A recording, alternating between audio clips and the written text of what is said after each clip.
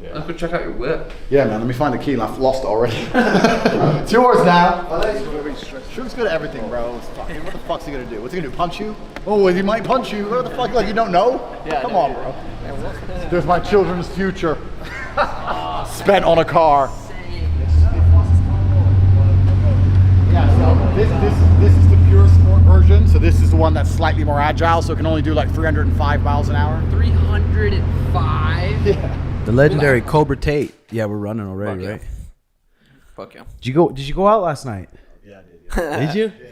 Fuck, you look pretty smooth for going out. If I went out last night, I'd be fucking. Yeah, I'm professional at like getting messy and trying to pull it off. We'll see how it goes. How late you go to bed? You use that mic right there, brother. Yeah.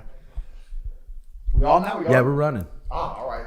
You know what I've noticed about podcasts? Nelk Boys did it as well. It's just kind of like, go. Boom. Yeah. There's none of this like intro, nothing. It's just like, bam, go. Yeah, so I went out last night. I just got to Dubai, so had a lot of people to see. So I've been here, there, and everywhere. But it wasn't too late. The club's sweet out here?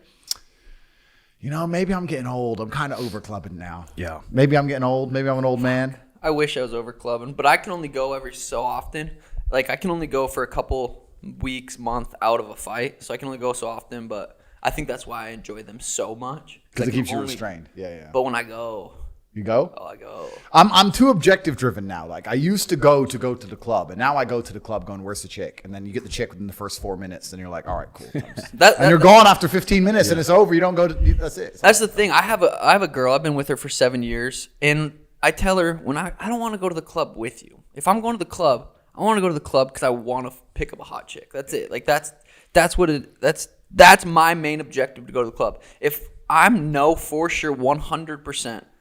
If you could tell me ahead of time, hey, you're not getting a chick. Yeah. I don't even know if I'd really want to go. Well, nobody would. That's how the whole club scene works, right? They send the hot girls in, and the girls go free, and that's why the men spend all the stupid money. But I do think clubs are dying. Like Dubai still has a club scene. America still has a club scene. But especially in Europe, a lot of the clubs are dying now because people just meet each other online on Instagram and Tinder and stuff. So what's the point in going to a club when you can just sit there and swipe on Tinder and... Master right here. Tinder Master? No. Black belt? Black belt. BJJ? Yes. All Black right, belt good Tinder Master. But yeah, like in London especially, like the last 10 to 15 years, the nightlife's completely died because it's just so expensive to go out, and you can just Tinder and get a chick, and it's all finished. And add to that the safety concerns, and London's dangerous now, and blah blah blah. So nobody goes out anymore. London's finished. Dude, you look pretty fucking healthy because I was looking up how many fights do you have total.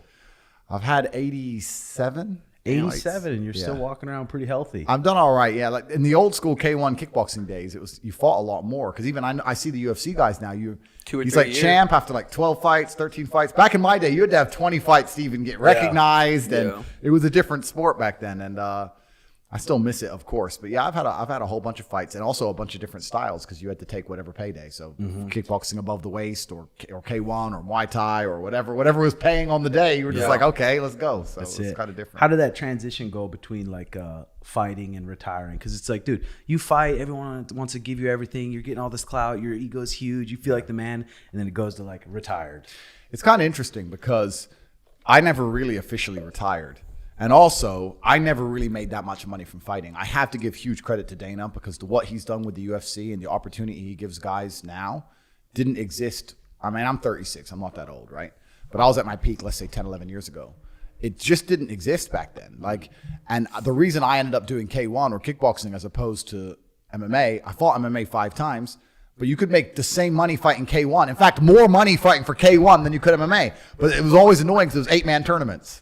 So they'd have this huge payday, and you'd be like, yes, but you had to fight like 3 times in a night, and your shins would get all messed up, and it was messy, right? But so I stuck with kickboxing and K1, but I never made huge sums of money from it. Like it didn't make me a millionaire. I had a nice apartment and a nice car, and that was about it. And then I decided to take a year off to make some money. So I didn't officially retire. I just found this way I could make some money. I found this little hustle, and I thought, you know what? Let me take a year off. All the time I'm putting in the gym. Let me take a clean year off and focus on the money. And then by the end of that year, I was making so much money. It's like, okay, now it's hard, right? Now it's difficult. Do I go back to fighting, or do I keep making $500,000 a month from home? It's kind of like, it's hard. Yeah. You know? So that's what I say about the guys fighting in the UFC right now. You don't make, obviously you hear about fighters pay and stuff. You don't make a ton of money your first 5, 6, 7 fights. Even then after, you're not making millions. But it's almost a good thing because if you have these young guys up and coming, making millions of dollars per fight, you might not get that motherfucker for another 2 years. No, yeah. If you pay a young cat a bunch of money and it's his first time having money, his first time having clout and fame, he's gonna fall off. Yeah. And that's the thing. Like I don't know the ins and outs of the fighter pay, but when everyone gives Dana a hard time over it, I'm like, look, your biggest opportunity still exists inside the UFC. If you win all the time, the opportunities are there. You're going to be able to pay your bills if you keep fighting and you train hard and etc. I had 87 fights, and there's been a time when I was 4-time world champion and I'm fighting for 50 G's, 40 G's, like at 4-time world champion, you know. Or you get invited to a K1 tournament, it's $250,000, which sounds nice. You got to beat. There's 8 psychos, bro. Yeah. And there's also a degree of luck involved in the 8-mans, right? Like a guy could have an easy fight, you had a war, then you get in there but it is interesting, like the psychology. I was in an 8-man tournament in France. We were there, and it was like the first round was MMA, and the second round was K1 or something, blah, blah, blah. And a guy came to me at the back, and he goes, the guy you're fighting, his legs are bad. Low kicks. And I was like, all right, thanks. I didn't know who this guy was. And my coach said, ignore him. He's full of shit. I said, why? He goes, whenever they do that, because my coach is Bosnian. He goes, whenever they do the 8-mans, they come in, they say aim for low kicks because they're trying to make you mess your shins up on his shins because he's the coach for the other guy on the other. Like it's all, man. It's headache. But so I never officially retired. I'm still in the game officially. Well, that brings me to the fucking Logan Paul thing. I'm buddies with Logan. I've met him a couple times. I really like Logan, but that's a fucking fight that's the world wants to see. That's an amazing fight. The biggest problem with Logan versus me is that I'm a completely clean athlete and he's on a shitload of steroids. So for him to fight me, either I have to go on a shitload of steroids and become a super heavyweight because I'm genetically gifted, or he has to pass a drugs test. So if he wants to fight for real and he'll keep pissing in a cup and he'll lay off the steroids, then you're sure I'll smash him up. Yeah. What rule set would you prefer? It doesn't really matter to me. I mean, obviously, if we were to fight kickboxing or K1, I completely destroy him. Boxing is good for the fans. I think boxing translates very well to the fans because even MMA, although I think UFC shows are more entertaining, you still need a degree of knowledge to respect jiu-jitsu, whereas every idiot understands a punch in the face, right? So boxing translates very well for the fans. So I'm happy to box the guy. I mean, he's a big guy. He's a strong guy. Like I said, he's on a bunch of juice. If he lays off the juice and he wants to fight clean, then sure, I'll beat his ass. I mean, it's no problem. I'm not past it yet. What about a street fight? What would happen?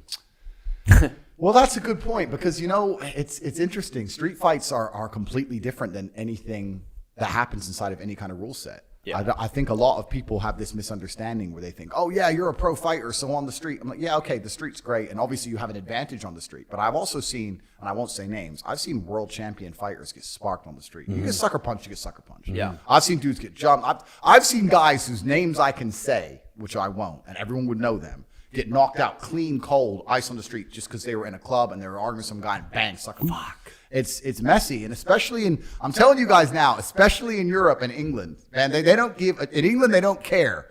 It's different. So violence is very different than fighting.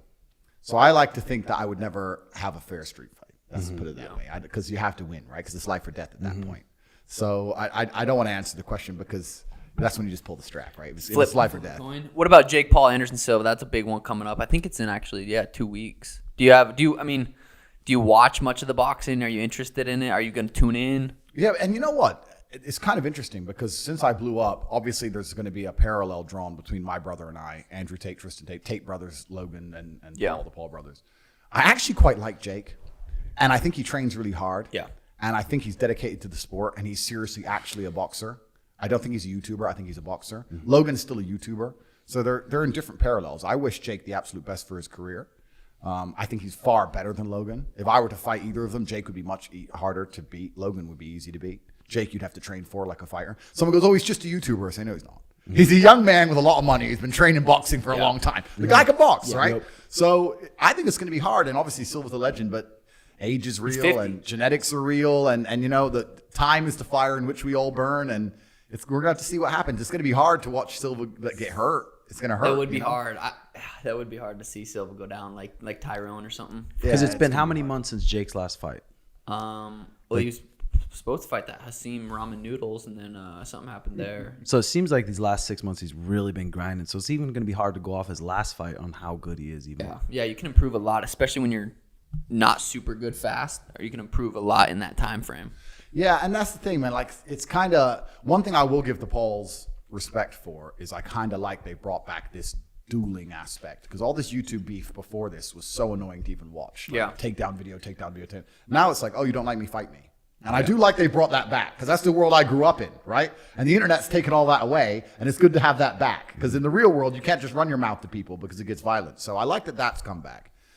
Yeah, it is more interesting than watching them play fucking soccer or something. Like fighting. Completely. That's Boxing. completely. And that's how it should be. And like I said, I think me versus Logan would be the best fight. But we need to talk about his drug problem. If we can get that fixed. If he can lay off the cocaine and the steroids, then maybe we can work something out. But I don't know if he's prepared to do that for long enough. Dude, there's something about it with the fucking. There's something people hate on the internet. Like they see someone confident and they fucking hate it, dude. Yeah. Sugar's dealing with it. How did you start dealing with it when you first started getting a lot of fucking hate?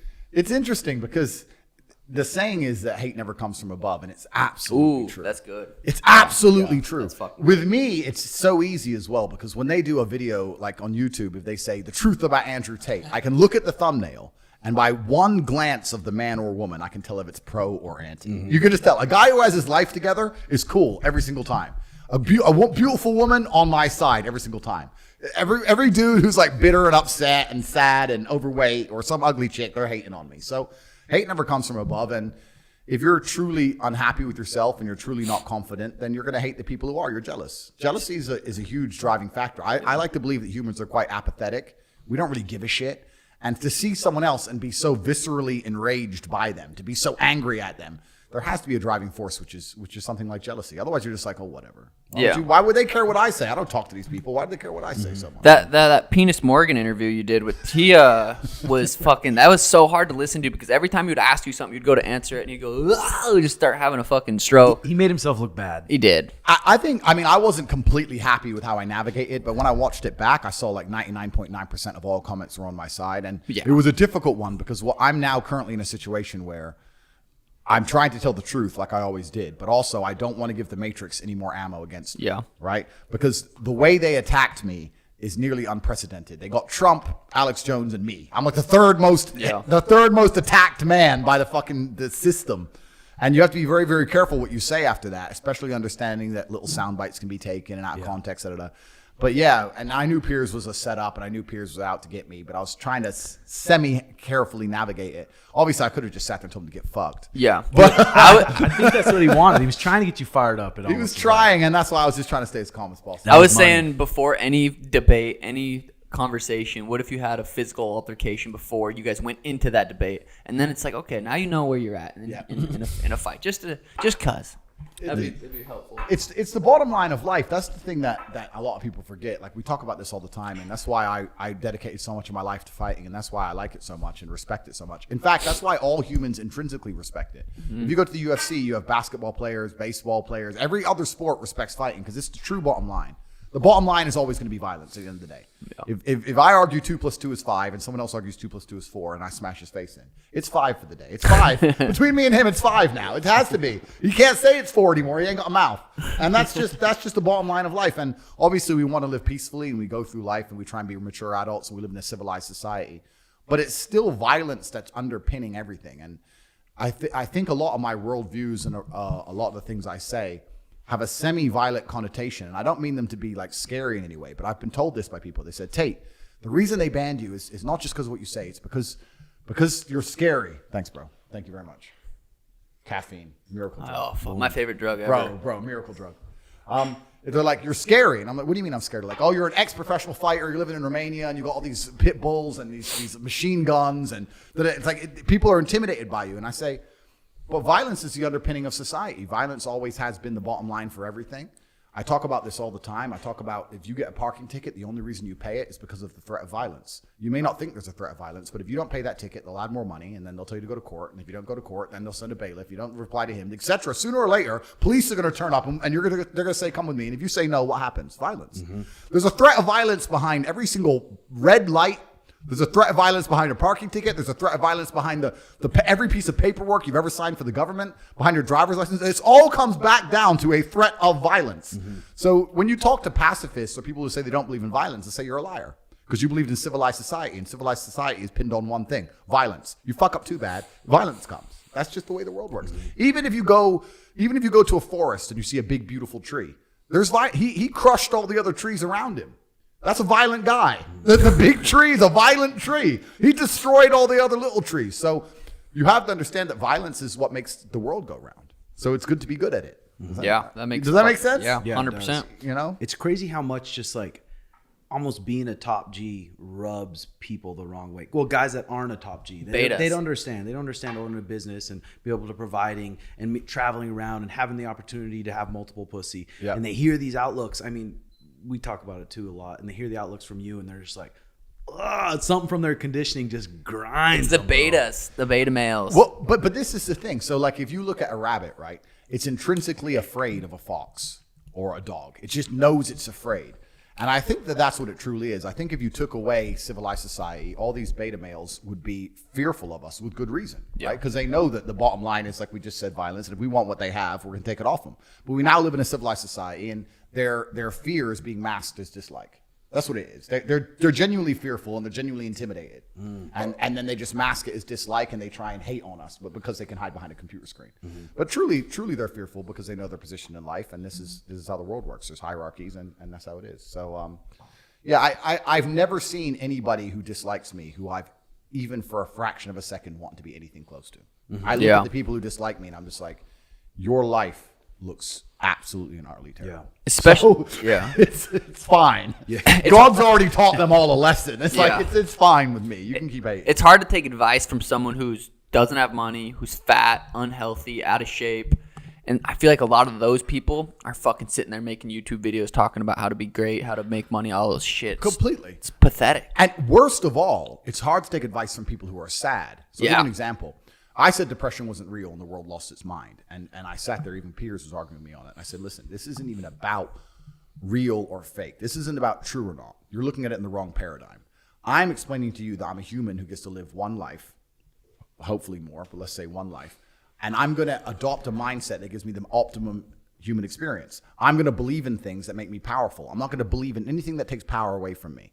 The reason I don't say depression is real, the reason I don't believe in it is that heaven forbid the worst things on earth happen to me. I can never be clinically depressed because I don't believe it's a real thing. I can't be haunted by a ghost if I don't believe in ghosts.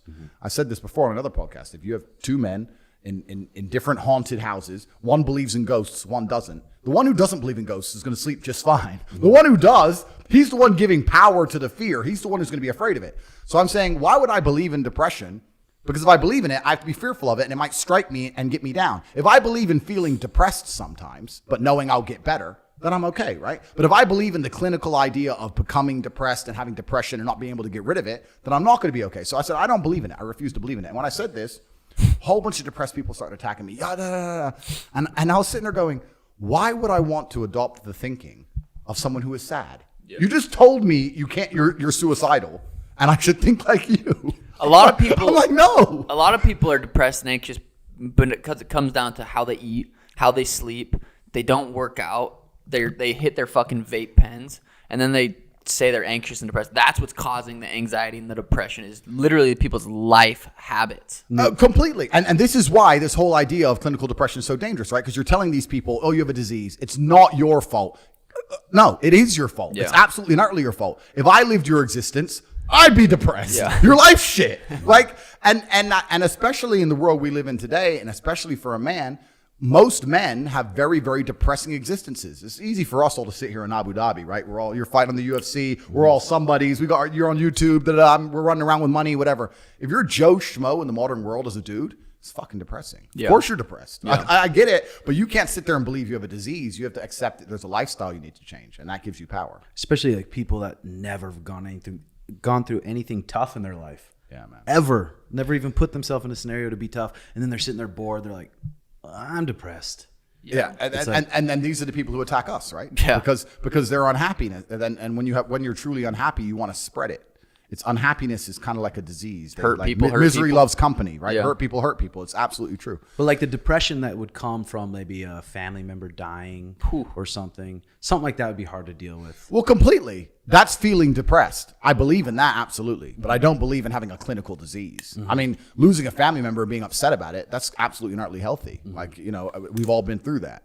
But saying I now have a clinical disease, I don't know. I just don't understand this link where they're saying that you feel sad because of a scenario and that's now somehow a disease. I think it comes down to self-discipline too, because I know a lot of people that are just it's pathetic. They just don't have self-discipline, and at any level. But there's levels to self-discipline. But I feel like that's where real happiness comes from, is self-discipline. I'm going to go on this fucking run in the morning. I don't really want to, but I know I'm going to fucking get this high from it. I'm going to eat a healthy breakfast. I'm going to start the day right, and that's going to carry on. I think for me, I heard you say one time too, and I don't know if it was serious or if I took it out of context, but waking up and grabbing your phone first thing in the morning, you open to the portal. Yep. Do you believe that? Oh, 100%. For me, I mean, I believe in starting your day off a little slower. I hit a 10-minute morning meditation every morning. Yep. I go outside, get my sunlight, hydrate with some water, and take a good amount of time before I look at my phone. That's just how I have to operate, because for me, I look at my phone first thing. I can feel like anxiety kind of. And it's anxiety, and you're right, and it's deciding the reality you want, and you're completely true about the anxiety. So like, if I was still pro fighting, it'd be different. Yeah. Now my life, even now, I'll admit, my life is an anxious life. Like I have.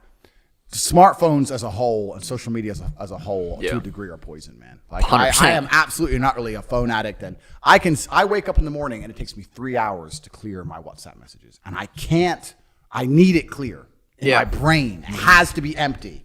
So I wake up and it's just like, oh, fuck you, block, fuck you, okay, fuck you, and you're just and I need it clear, and I have to go through it all, and it's the key to my success, right? Like, I'm now sitting on a $500 million empire or whatever, but it is work, and it is anxiousness. And even when you're driving your nice car, your phone's going off and you're like, oh, what's on the phone? And part of you wants to stop and check it. It is mind poison. I can't deny it's mind poison, but it's also super useful, and it can be done. And it's business too. I mean, it is. Do you have a form of meditation type shit do you do or not? That's the one thing I miss most about fighting, because it's the only time your mind's completely clear from everything else, isn't it? Yeah. Fighting is meditation. Yeah. That's the only 100%. Time you're not thinking about anything else. Mm-hmm. Yeah. You're like, even if you're driving a car, man, I'm at the point, even if I'm fucking a bitch, I'm thinking about something else. Fucking another bitch. Like, you know what? It's work to do. You know, like, it's only fighting. I love driving as well. I've become, since I've retired, or since I've stopped fighting, I've become a car addict. So I have like 28 supercars. I like racing around tracks and stuff. Mm-hmm. Or I live in, one of the primary reasons I live in Eastern Europe is because it's amazing to drive. And it's something like fighting. It's such a scary thing. Driving fast is also, it puts you in that flow, because you can't really be. You can't make mistakes. Yeah. Right. Exactly. So I like to play chess, but I struggle to focus for long games. I play slower games, but. Yeah, to a degree, it's all about discipline. And what you said earlier about happiness is so utterly, completely true. The whole idea of happiness, I think, has been misconstrued to the populace, especially to men. And this is why so many people label themselves as unhappy, because they're trying to find that giddish, childish happiness they had when they were a child for basically no reason. And I don't think it works that way. I think as a man, the only way you're going to be happy is if you do shit you don't want to do. Yeah. You have to make yourself happy by looking at a mountain and going, fuck's sake. And then getting to the top and going, thank God that's done. Yeah. There's no other way to do it. You're not just going to be happy by default. You have to go through pain, and if you're not prepared to go through pain, you're not going to be happy. Yeah. And it's also the way you label yourself. Like, I truly am, like I said, I don't believe in things that take power away from me. And people wake up and go, oh, I'm not happy today or otherwise. I believe happy can be quite binary. Instead of looking at it as a scale, I think unless you're distraught, unless you're genuinely about to cry your eyes out because of loss of a family member or something, unless you're distraught, which hopefully doesn't happen very often, then you're happy. You may be slightly less happy than the other day, but you're still happy overall. Like, as long as nothing bad has happened, you have to wake up and go, okay, I'm alive. My people around me are alive. It's a mindset. It's a happy day. It's a mindset. It's a happy day. Okay, I got stuck in traffic, whatever, but it's a mindset. But you're completely right about going through difficult things. And obviously, as a fighter, you know that very well. And even now, people say to me, Andrew, why don't you just take your money and just retire and just chill? I'm like, I'd be miserable. Yeah, just chill. I need to be, maybe I'm not fighting in the cage. Now I'm fighting the Matrix and all the social media companies. I can't stop. I need something to go against. It's just like some men are born that way. Otherwise, I think why did Genghis Khan keep conquering? That's just what human biology is. We're here to do shit. We're here to work. We're not here just to chill. Yeah. Like retiring from what? From working that, as long as you enjoy work, it's not fucking work. You need a purpose, and a purpose is not always going to be, sunshines and rainbows, and there has to be a degree of difficulty to it, and there has to be a degree of pain involved, and there has to be a degree of risk, because risk and reward are linked. Fighting's the ultimate risk reward. Yeah, there's risk and reward are linked. If you want a huge reward with no risk, well then, what you're gonna do? You end up playing video games, wasting your life. Yeah, that's kind of how it goes. So yeah, happiness is a very interesting subject for men. And when I got attacked by the Matrix, when they attacked me and they accused me of all these different things, et cetera, which is numerous and all incorrect, I was explaining, and they were saying to me, "Oh yeah, but the expectations you're giving of men of life is unfair and all this crap." And I was saying, "No, I'm just saying that the only life worth living as a man is a man of dedication and purpose and becoming important. That's what I'm saying. I'm saying if you're Joe Schmo as a man, it sucks. So stop being Joe Schmo. Yeah. I thought what you were preaching to the younger generation, I haven't listened to everything, but I really didn't see anything that I was like, wow. A lot of people are mad about that. Like, you're preaching to the younger generation, they're going to be pieces of shit when they grow up. I'm like, a lot of people are pussies and they need to fucking be men or learn how to be men. I'm telling the younger generation that if they don't get up and work hard and make sure that they're important, that the world's not going to give a shit about them. Yeah. And 99% of my content was aimed at men. It had nothing to do with women at all. Yeah. They attacked me with this misogyny garbage. But the truth is 99% of my content was aimed at men, telling them the truth, saying that as a man, you're born with no inherent value. You have to become important. You have to go through some pain or go through some suffering to make people care about you. Otherwise, you're not going to matter. And when I say this about the difference between men and women, they think I'm attacking females. Absolutely not. I'm not attacking women. I'm just saying that a woman can wake up, put makeup on, go to the club or go to the party and still be a jewel. She still exists. People still want her. Mm-hmm. As a dude, if you walk into the party and you've put no effort into your life, nobody gives a shit. Mm-hmm. Nobody gives a shit about you. And every man out here knows. And one of the great things about the masculine journey and masculinity is that we've all lived a semi-similar story. It's kind of cool. Like, we've all been the teenager, gets heartbroken. We've all been unimportant. We've all like worked hard and then started to get some clout. And then we've all kind of lived the same kind of journey. So I say to everybody out there, yeah, if you don't follow that path and follow that journey and in one way or another get to the top, whether it's fighting, whether it's comedy, whether it's musician, whatever it is, if you're just going to stay somewhere near the bottom and then at the age of 44, email me saying I'm depressed. Well, of course you're depressed because you're a fucking loser. Yeah. But that was your choice because you have to build yourself as a man. And if you decide not to build yourself, then your life's going to suck. And this also comes into, I think even maybe you may have, I saw one of your TikToks. It was really good. And I think it was, it was you training. And I think it might have been one of the things I said before. Oh, yeah. Why would I have mercy on somebody why would I see somebody as my equal? Why would I sit there and see you as my equal when I've suffered my entire life to be valuable and you've refused to suffer and just sit around on your ass all the time? Good. When I've gone through endless pain to be the man I am, and then you just sit there and talk like we're equals. We're not equals. I've been through shit. You decided not to go through shit. That's fine. That was your life decision. That's your prerogative. Yeah. But you have to live with those decisions. You can't complain now that I get to be top G and you don't. That was your choice. Yeah. So it's kind of, that's the thing about being a man. And that's what I was saying to the kids. It's like, look, you need to get up and it's going to be very, very difficult. The world's getting harder and harder, especially for men. It's all clout. It's all status. There's no way you're going to matter unless you get up and you work extremely hard. And for some reason they thought I was toxic and I had to be deleted. But yeah, I think it's other reasons. And then they promote Jeffrey Dahmer. They have Jeffrey Dahmer costumes. Jeffrey Dahmer's all over YouTube. It's all a big over Netflix thing. Yeah. Everyone loves him. It's this great thing. I'm like, he fucking chopped him up.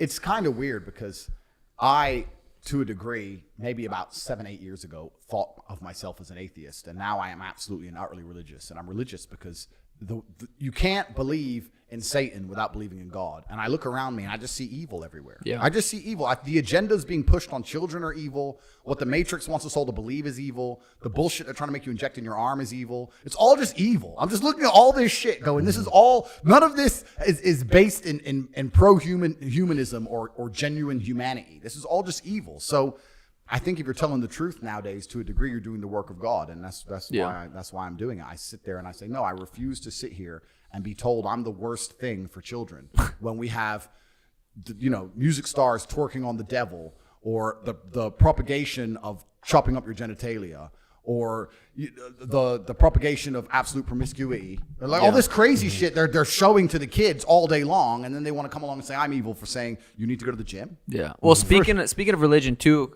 is something that we talk about a lot of open relationships, marriage, having one wife, one partner. It's like that's all pretty recent. That's not from way back in the day. For me, I've been married. I don't even like the word married, but I've been married to Danny for like 7 years. We get along great, but I'm in Abu Dhabi. I go out there, knock out Peter Yan. I hook up with a bad chick. I fly home.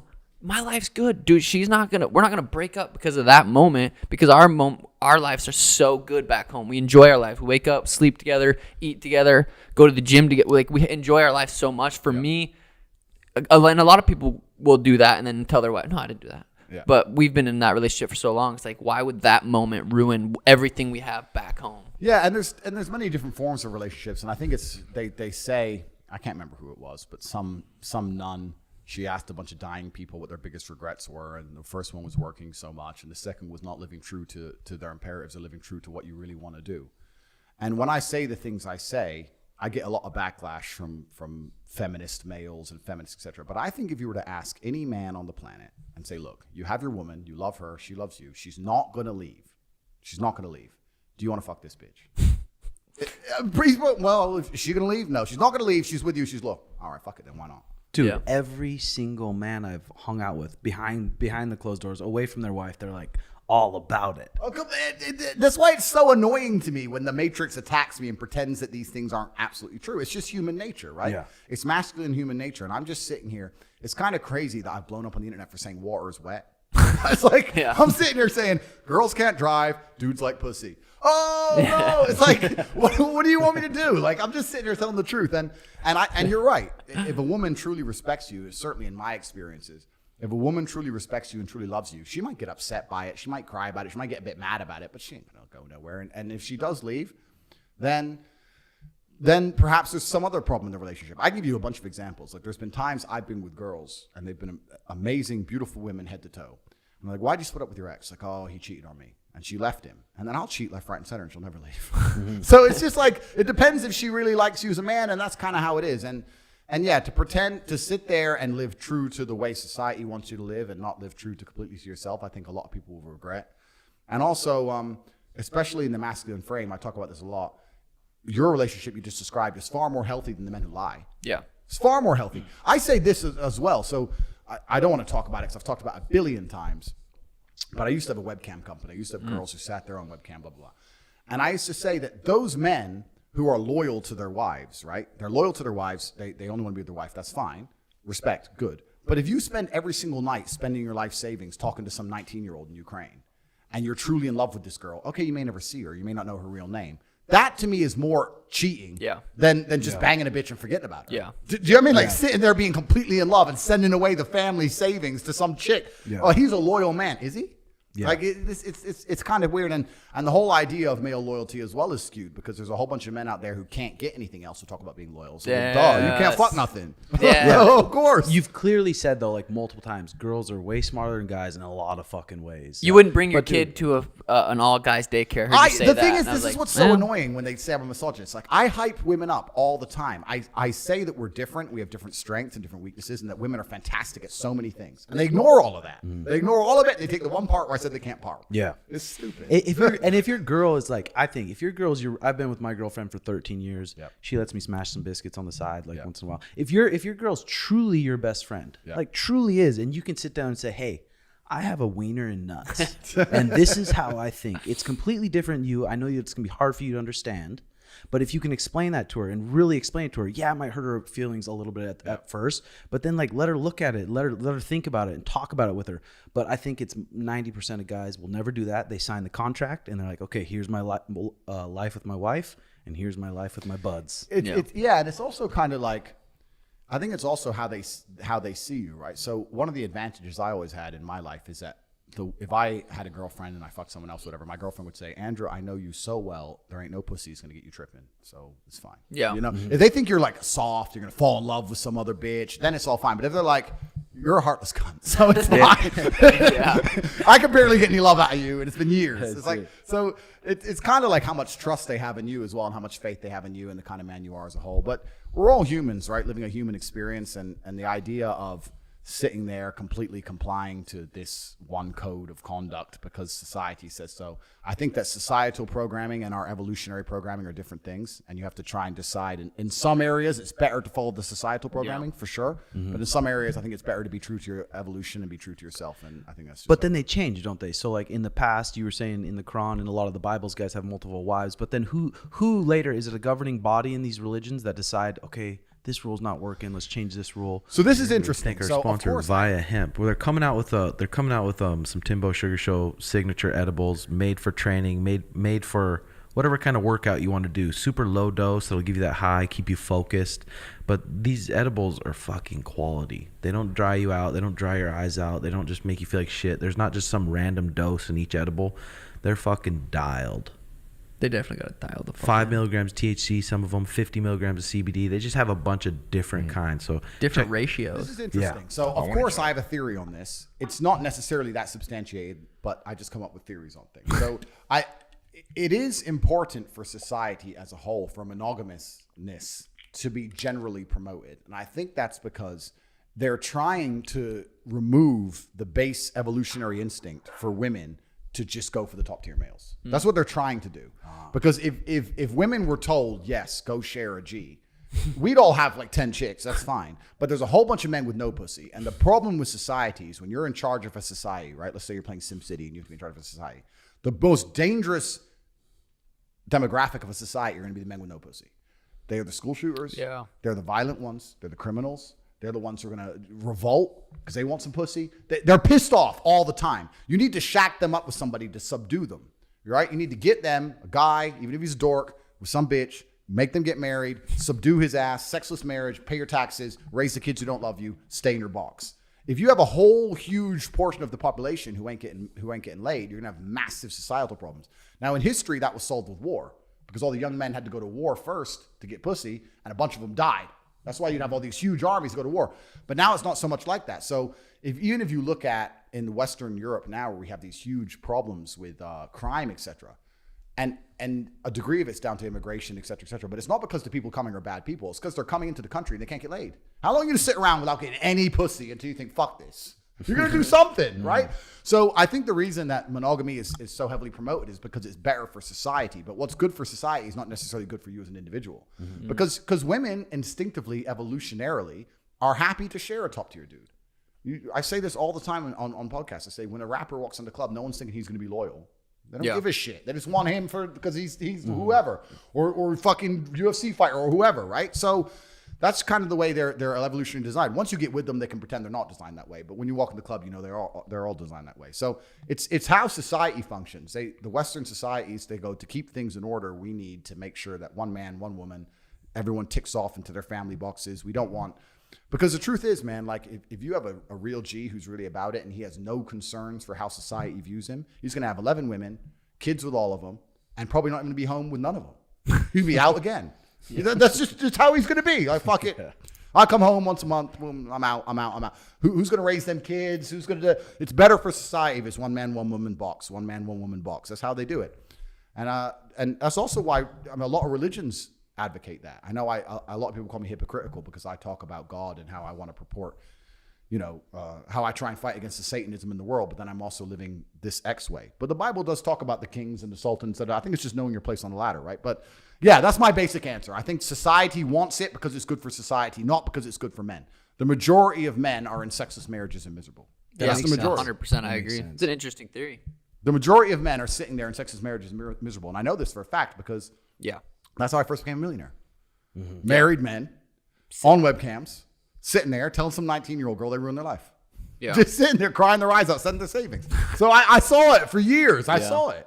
Who did you really look up to coming up as a hustler? Like, they were like, damn, I want to be like that. Who made you this way? That's a good question, man. Like I always knew that there was, I don't know how I knew, but I always intrinsically knew. I talk about the Matrix now, right? But I always intrinsically knew that the things I was being told to do were lies.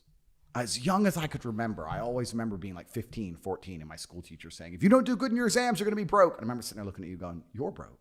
So what the fuck do I listen to you for? Like, I always knew it was bullshit. I didn't have the exact answers, but I always kind of knew it was lies. And there's been a few big events in my life where a few things happened and I realized. But I think intrinsically everybody knows when you see a Lamborghini at a gas station at 3 a.m, you're not thinking, wow, he went to school. You're thinking drug dealer. You're thinking drug dealer, gangster, mafia, whatever. Rapper, You're thinking intrinsically he is doing something outside of the norm to live this life. So I always knew the norm was garbage, but I didn't know exactly what to do, right? So that's why I picked up fighting. Because, when I was fighting, I'll say this now openly, one of the biggest advantages I had back when I was fighting is I just didn't give a fuck if I lived or died. I was semi-depressed. I just didn't give a shit. Tomorrow, do you want to fight? Cool. I tried to, Badr Hari had a fight, I think it was here in Dubai against, he ended up fighting some guy from England. I can't remember his name, some Russian guy, whatever. I was trying to take that fight in a day's notice for like 10 G's. I was like, for like 10 grand.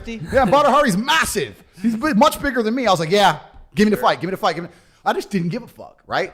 Now I got things to live for. But back then, like it was kind of get rich or die trying, and fighting is the only thing I knew or I was good at that I could even consider. Because even before the internet, well, now with the internet, you have a whole bunch of kids with money and shit. Before the internet, you didn't have no crypto kids or some podcast kid or whatever. Yeah. Now you see 20-year-olds worth 200 million. Back like only 15 years ago, there was none of that. So when I was young, it was just like you had to get a job, and it was just depressing. It just sucked. I didn't want to do it.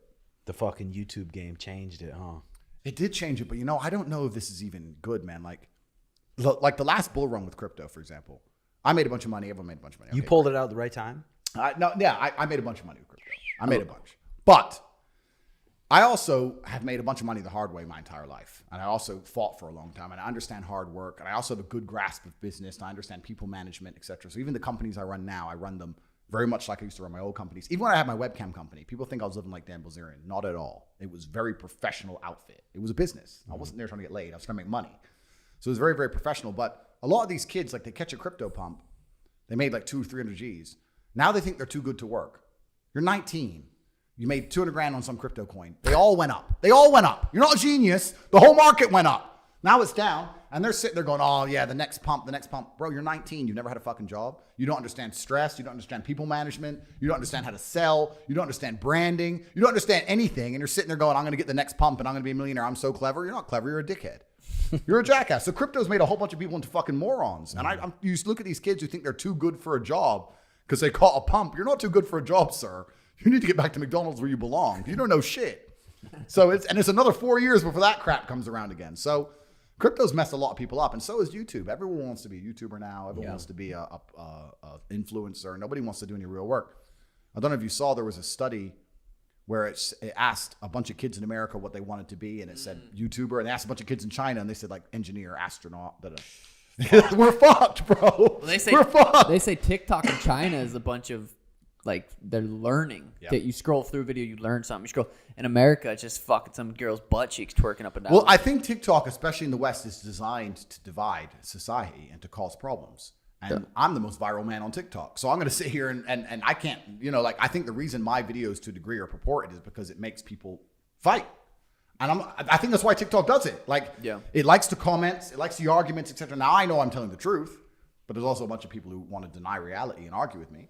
But yeah, certainly TikTok in the West is designed to create division, whereas in the East it's designed to do the opposite and be harmonious and create a harmonious society. And it's really interesting, man. The world, even as it currently stands, I look at the East and how their societies function. There's all the pros, but there's also all the cons. They're still locked in their houses in Shanghai. They're still locked up, because they're scared of the government. But then also in other ways, they're far more competitive than we'll ever be in terms of like global infrastructure and all these kind of things. So yeah, man, the world's a mess. I don't know what world our children's children are going to live in. It's scary. It's scary, bro. Very. It's scary because like the last vestiges of freedom are vanishing in real time. It's kind of scary. It's crazy. Speaking of children, you want any, or do you have any running around that you don't know of, Pri? Yeah, yeah. I can't say here. I've got feral psychopaths who dislike me, and I've got a lot of enemies in the world. Yeah, but let's leave it at that. I'm not going to say whether I have children or not, but if I did, nobody would know about it, and I certainly wouldn't want my kids to be all over social media from a young age, etc. And one of my biggest concerns about raising children now is that I grew up very, very poor, and I think being poor with good parents is the best way to be raised. Yeah. And now I'm filthy rich, and it's problems. So I have to put him back in the ghetto somehow. I'm gonna be like, no, you're back in the ghetto, and it's hard to do, right? Because to be in the ghetto truly, you have to truly know safety net. Yeah. You can't be in the ghetto a little bit, then it goes wrong, then dad bails him. Yeah. Nah, it has to be now. Welcome to the struggle. I have a 2-year-old, and navigating through raising a little princess is Dude, it's going to be enjoyable, though. It's going to be tough, but being poor with good parents is the best way to be raised. It's the best way to be raised. Mm-hmm. I know these people who were born rich. In fact, if you talk about miserable upbringing, I think that being born rich is probably the absolute worst. Yeah. Because in life, you don't notice. It's like driving 200 miles an hour. It doesn't feel fast. It's the acceleration that feels fast. If you're born at 200 miles an hour, what are you trying for? What are you striving for? Mm-hmm. Well, where's your fire inside? You have everything you want. You think a Ferrari is going to make you happy? You don't give a shit. Right. And then you're just one of those kids in the party who's just saying, I'm so rich, I'm so rich, I'm so rich. And like, yeah, but you're also a dork. Nobody cares. And it's just your life shit. You have nowhere to go. I think being born at the top would absolutely and utterly suck. Being born at the bottom, but given the drive from your parents to climb the mountain, that's the only thing that's fun. The only thing that's fun about being rich is talking about being broke. Yeah, like that's the only thing that's cool about it. Me and my brother do this all the time. People say, "Hey, you guys got $500 million. What's fun?" I'm like, sitting around talking about when we were poor. That's it. Getting on a jet and going, remember when we couldn't go on jets? Like if you've been on jets your whole life, it's just this hedonistic adaptation. It's boring. Anxious and depressed. Yeah, you're anxious and depressed and you're sad, right? Yeah. So none of this rich people shit is fun unless you've done a whole bunch of brokey shit first. You got to remember the good old days. And it's kind of crazy like how quick you get used to it all and how quick it just becomes normal and how quick you're just like, yeah, whatever. Yeah, 5-star hotel. Yeah, whatever. Room new service. Watch. Yeah, new watch. It's just whatever. It just gets whatever. I bought a new car yesterday. I didn't give a shit for more than 2 minutes. By the time I got out the driveway, I'm like, oh, I park it. I didn't even driven it. 2 minutes of happiness. Yeah, it's just how it gets. It gets there. So it's. You read any books? I don't read. You used to at all? I've only read one book and I was in a jail cell.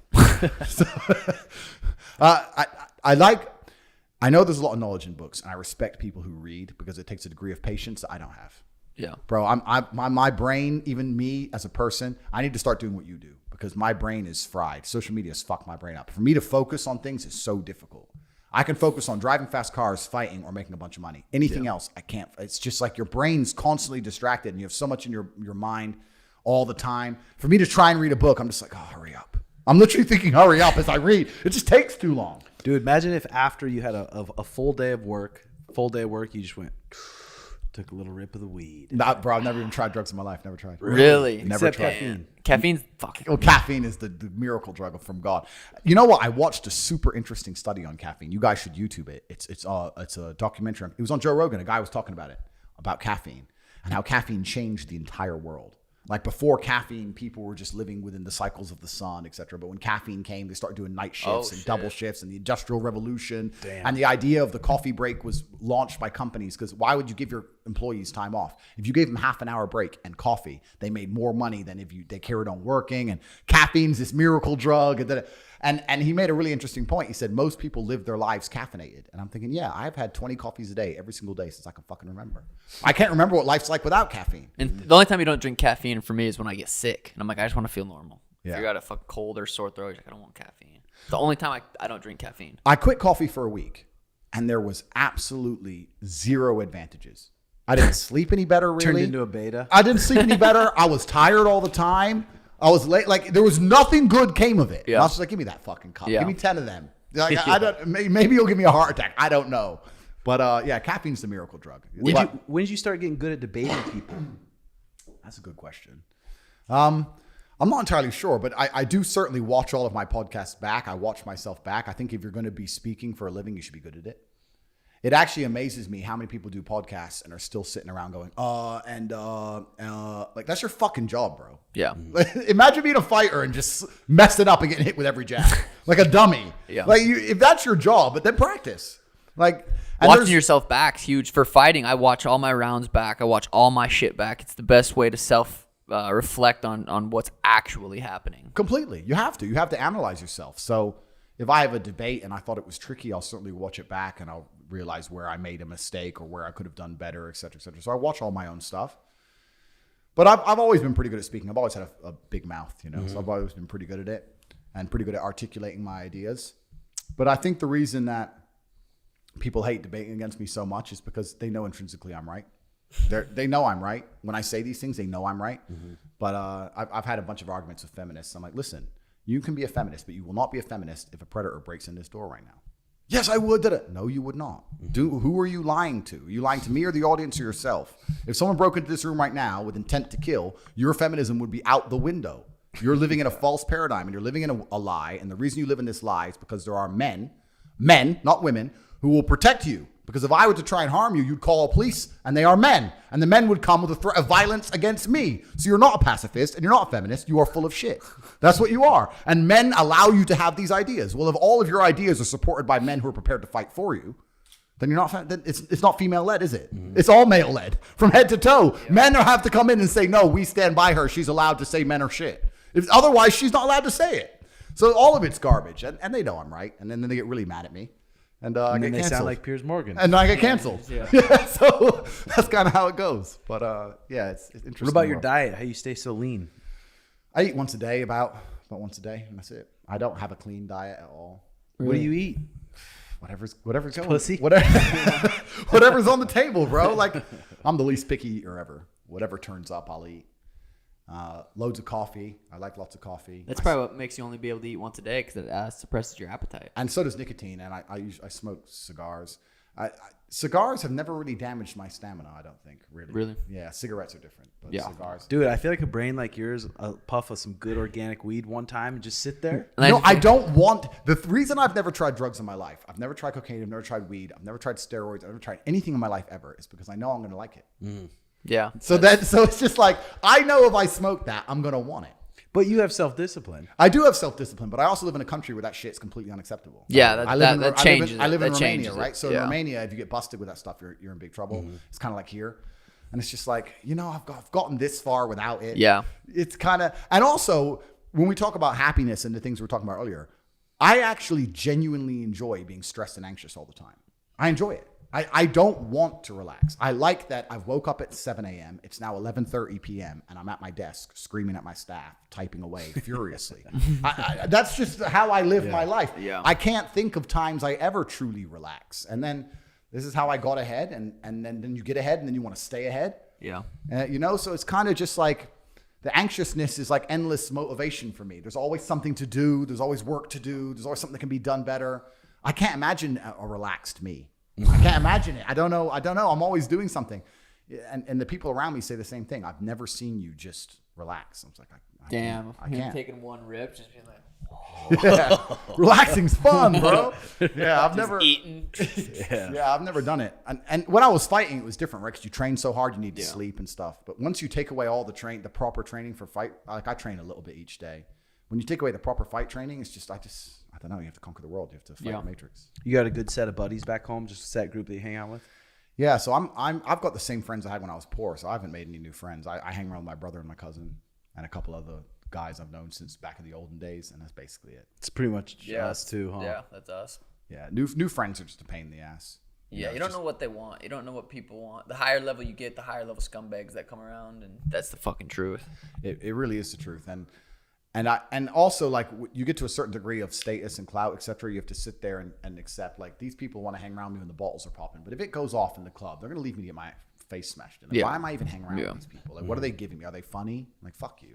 I don't need to hang around with you. So, yeah, I try my very best to not really make new friends. I try and keep my circle as small as possible and people I've been with since the beginning, and it's easier that way. And obviously, you have a whole bunch of Matt. You guys get the same. Yeah. You know what it's like. But something I like you said, and it's everyone said it, or anyone that's been successful. You are who you surround yourself with. And that's so fucking powerful, especially for the younger kids. You are who you surround yourself with, and if you have a group of just turds, you're gonna be a fucking turd too. And that's what's amazing, that everyone understands that you are some of the 5 people you spend the most time with, but they still don't create their reality and they still hang around with dorks. Yeah. It's like, why are you doing that? Like, if you hang around with killers, you're gonna be the 5th killer. You may not be the number 1 killer in your group, but you're gonna be the 5th killer amongst the populace. You're gonna do better. And it's the same with everything, man. It's the same with money. The number of times I've sat in rooms and there's people talking about money to a level even I don't have a clue what they're even talking about. And I'm like, I'm in the right room. Yeah. Because they're saying words I haven't heard yet. Yeah. So this is the place to be, right? You need to be doing that shit. If you're just hanging around a bunch of brokies, then you're gonna stay a brokey. And I say this, and then people go, oh yeah, but how do I make rich friends? Well, then you got to provide a value to them, because life's value exchange. You have to be valuable to rich people in some way, or valuable to hardworking, dedicated people in some way. And it's not hard to do if you actually want to get up and work. I've had a bunch of people come to me and just offer me things like, hey man, I'll just take photos of your cars. I'll make an Instagram page and I'll make a big page of all the photos of your cars. You haven't got to do anything. And I'll be like, all right, cool. Now he's in my inner circle, right? And I'm worth a bunch of money. If you would just come to me and go, hey bro, teach me how to make money, I'm like, who the fuck are you? Mm-hmm. So it's like, you have to find a way to provide value to people. But I also, and I don't want to be negative or pessimistic. I also really truly believe a lot of people are exactly where they deserve to be in life. Yeah. A whole bunch of people who go, oh, I'm at the bottom, man. You deserve to be there. Mm-hmm. Because if you truly, I think the universe and God is extremely giving. And if you truly dedicate yourself and truly try your very best, there's no way he's going to leave you at the bottom. Mm-hmm.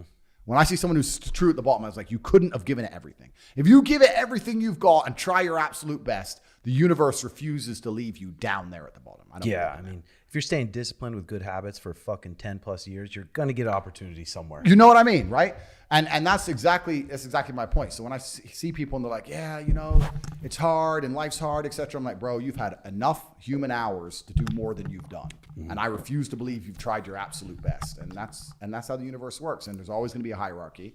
And I actually think that the world is pretty fair. There's the odd exception, but I think it's pretty fair. The people at the top deserve to be there. The people at the bottom, kind of to some degree, they didn't try as hard as they should have, and they deserve to be there. And what's actually interesting is I grew up completely broke. Now I have a little bit of money. And even me, when I see people who are like completely broke and just like, oh, this is so hard, I'm unlucky, I feel disdain. I'm like, you're full of shit. I don't like you. So imagine how much the world elites hate all of us. Yeah. They must think of us like pure peons, like the dummies. Like, imagine if you've been born like a billionaire for the last 10 generations. Of course, they must look at us like absolute scum. Because even me, I've only been rich 10 years, and I'm sitting there going, shut up, bro. Like, so... how it goes, dude. Even with fighters, it's like, okay, we train hard an hour and a half in the morning. You have the whole day, and then you train hard an hour and a half in the night. Yeah. Like, what are you doing between those fucking hours? Like, we're usually hustling on something else. When you were fighting, what would you do in those in betweens? Yeah, so I had a few different businesses back then. So I had a business where I sold television advertising. I was doing that for a while. Some things I can't say on podcasts, etc. Then I found the webcam thing, which I've told the story of. I found that, and I was doing that in between. And you were hustling though, but you I were was just sitting hustling. around. Not at all. I had to sleep and I had to eat, but in between that, I was trying to make money. Yeah. You need to have money to have an opinion in life. Like, I couldn't be saying the things I'm saying now on the internet if I was a brokey. Because even the way the Matrix has attacked me and attempted to destroy me, even at my level, it's been a genuine assault. Like, it's not just your social medias. It's your payment processor. It's your bank. It's imaginary court cases over imaginary shit. It's journalists contacting every ex-girlfriend you ever had saying, we'll pay you £50,000 if you have a bad story about Andrew. That's effectively a bribe. Make one up. They don't ask for proof. Damn. Just make up a story. We'll give you 50 G's. It's contacting all your exes, everyone who you've ever done business with, anyone who dislikes you. Investigative journalists calling up everybody, trying to get, bro, it's a scary thing to sit there and go through. And you're like, how many bitches have I fucked? Shit. One of them's going to dislike me. And what's actually a miracle, it's not even a miracle, it's actually testament to how nice a guy I am in general. Not a single woman's come forward. I have no accusations. No woman's come forward saying anything. There's a video and the girls come forward 3 times saying, listen, that was ages ago and it was consensual, whatever, da-da-da. Not a single woman's coming out saying I'm a bad guy. And any man who's red-blooded sits here and goes, think of your last 10 exes. Would one of them sell you out for 50 G's? Probably. So I've done well. So the idea they're trying to say that I'm somehow a danger to women is absolutely and utterly clown shit. But when the Matrix attacked me, I knew it was coming because of how orchestrated it was. I woke up one day and all these charities and NGOs, these shadow things, all at the same day started making articles. Like the same morning, like 20 different charities from all around the world the same day did an article on how I'm bad. So that's weird. And then the next day, like every major LGBTQ Instagram page, bam, did a post on me. Like, it's in sync. Mm-hmm. Bam, bam, bam, bam. And I was like, I know I'm done. I knew I was done. And I did a post and said, look, everyone's trying to say I'm a bad guy. As God's soldier, I'm going to turn negativity into light. Every single like on this Instagram post, I'm going to donate $2. $1 to men's mental health and $1 to protect women from domestic abuse. We got to the point where I was about to donate $3 million. Said at the end of 7 days, we're going to count, I'm going to donate the money. But they're still attacking me. And the media ignores that post completely. It just keeps reporting all these lies, et cetera, et cetera. And then they deleted my Instagram. And I didn't even appeal it. I just wrote to Instagram and said, confirm the number of likes on that picture so I can donate the money. And they still didn't reply to me. Fuck. So it's like, once they aim to Let's take a quick second to shout out a great new partner here at the Timbo Sugar Show, Chalk. That's CHOQ.com. It's been a while since we had an all-natural supplement here at the Timbo Sugar Show, and our friends at Chalk have stepped up. They're the only natural supplement products worthy of the sugar stamp approval. Sometimes guys who eat really healthy, well, train hard, and are in good shape don't see the need for supplements. The thing is, they like to take every natural advantage they can get. Men's testosterone levels are at an all-time low, and not a day goes by that I don't see a guy who had a bad diet early on in their life, low levels of testosterone naturally, that could use an extra boost beyond their training. Chalk has created a new natural testosterone booster that's taking the sports nutrition and natural health world by storm, and I prefer Chalk for several reasons. The supplement industry is filled with weak, trashy, and dirty supplements, and guys at Chalk are proud to stand above the rest. Chalk uses full disclosure labeling. They tell you exact amount of each ingredient, never use proprietary blends. No label fluffing or underdosing. All natural ingredients, measured exact clinical research. Along with Chalk Daily, be sure to check out their Male Vitality Stack and Stack Ultra. As the holiday season approaches, give the gift of better health to yourself and others. Check out Chalk, CHOQ.com. And while you're there, be sure to use the promo code SUGAR, all caps, at checkout for 35% off your entire order. They want to start off with a bang and get all our fans here with the shows in the best shape for the new year. That's chalk.com, promo code SUGAR. This shit's fire, dude. We've made got these new espresso machines and put a couple scoops of it in our iced mocha Mariah's been making, and it's like so fucking good and quality ingredients. So thank you very much, ladies and gentlemen. They aim to get you. They smear you and they delete you, and then they continue with the lies once they think you have no voice. And it's kind of scary how orchestrated it is. It's not like just, accidental. Like every media outlet in the world running the same story in the same day at the same time. Like someone decided, get rid of him. It's crazy. It's scary because first they delete you, and then after that is imaginary charges and send you to jail. And the third is put a bullet in your head. So it's like I've kind of used up one of my lives. Yeah. So you're sitting there going, now what? Right? So then you got to get scared. Then you get a bit scared. So when they were contacting and calling all these people, I was like, they're trying to drum up some charges on me. Yeah. They're just trying to find a reason to send me to jail for no reason. So it is scary, man, when the Matrix attacks. Like no matter how insulated you are against it, you do sit there and go, oh, here we go. Who are some other big people that have gotten just deleted? So they got Trump. They got Alex Jones. They tried to get Joe. Remember during the COVID thing when he told the truth about COVID? Yeah. And he managed to, obviously Joe Rogan's Joe Rogan. At a certain size, you're much harder to get. You're a bigger fish, right? But they were going for him hard. Yeah. And what did he do? Ask a question? I think he asked a question and said the N-word. Well, Spotify stuck by him. But he didn't say the N-word. This is the point. He asked a question about COVID. That's what pissed them off. Yeah, and then they started digging like they did on me. Oh. And they found some old video and they did it. And this is what they do, man. It's like the way they'll attack you and the lengths they'll go to are genuinely scary. I don't know where these people get their time. What's also kind of interesting is the second I got attacked, my Wikipedia page overnight was completely decimated, right? They deleted all the fight stuff, deleted my fight record, pretend I had nothing to do with fighting, called me a rapist, called me a misogynist, called me all these things. And then it got locked somehow by some high-level wiki editor. So now it's just a smear page, locked. It's bro, I don't know who these people are. I think it's scary. up now, though. Maybe someone's trying. I've had people trying to repair it, right? I don't really give a shit, but I said, look, anyone who knows people at Wikipedia, and I'm lucky I have a whole bunch of fans who genuinely like me. But if I didn't have that, it'd be nuts. And it's crazy because the media tries to say I'm so hated, and then 99% of the comments on anything I ever do is positive. Everyone I meet in the world is positive. I've never had a negative interaction in real life. Nothing. It's just the media, the Matrix, is trying to purport this false reality on the world. And that's what they do. They did it for the last 3 years with the fucking garbage. That's just what they do. They just make up a fucking scenario, delete the other side of the argument, and they want you to live underneath it. And it's crazy. It's crazy. Has Rumble contacted you or anything? Yeah, so I'm on Rumble now. Oh, you fuck yeah. So I'm on Rumble. Rumble CEO Chris is a G. Is he? Yeah, he's a G. Mm-hmm. Such a good guy. Yeah, he's a G. I'm on Rumble now, and I've done fantastic on Rumble. I did better on Rumble than I ever did on YouTube because on YouTube, they wouldn't monetize anything anyway. Mm-hmm. So I didn't miss out. So I moved to Rumble. My first live stream had like 127,000 people live or something. Shit. Yeah, they've martyred me. That's a lot. Yeah, so they made a mistake, and I think they know they've made a mistake. And as public sentiment changes, as the redemption arc completes, because everyone was going to pretend I'm bad, and soon they're going to realize I'm not a bad person. I think they're going to offer for me to come back. Whether I need it or not is a different thing. But yeah, I'm on Rumble now. The CEO's an absolute. He's absolutely for the cause, and it's fantastic. And I've done really, really well on there. So I'm on Rumble. What did you think about Steiny? Steiny's a funny fucker. I heard he stole your girl at the club. Is that true? Yeah. He's a big boss. Big boss with the chicks. Steiny. Big boss. Yeah, it's kind of, you know what I've noticed, like living in Eastern Europe, etc. I'm American, right? But Americans just stick out like a sore thumb. You could just see them.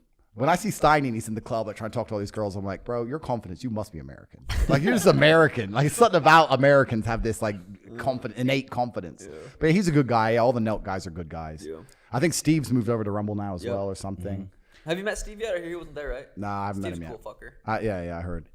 But this is an interesting shift. I think that I don't want to be arrogant, but I will take credit for the fact that before I got banned, the idea of getting banned and staying relevant and just being on Rumble wasn't a thing.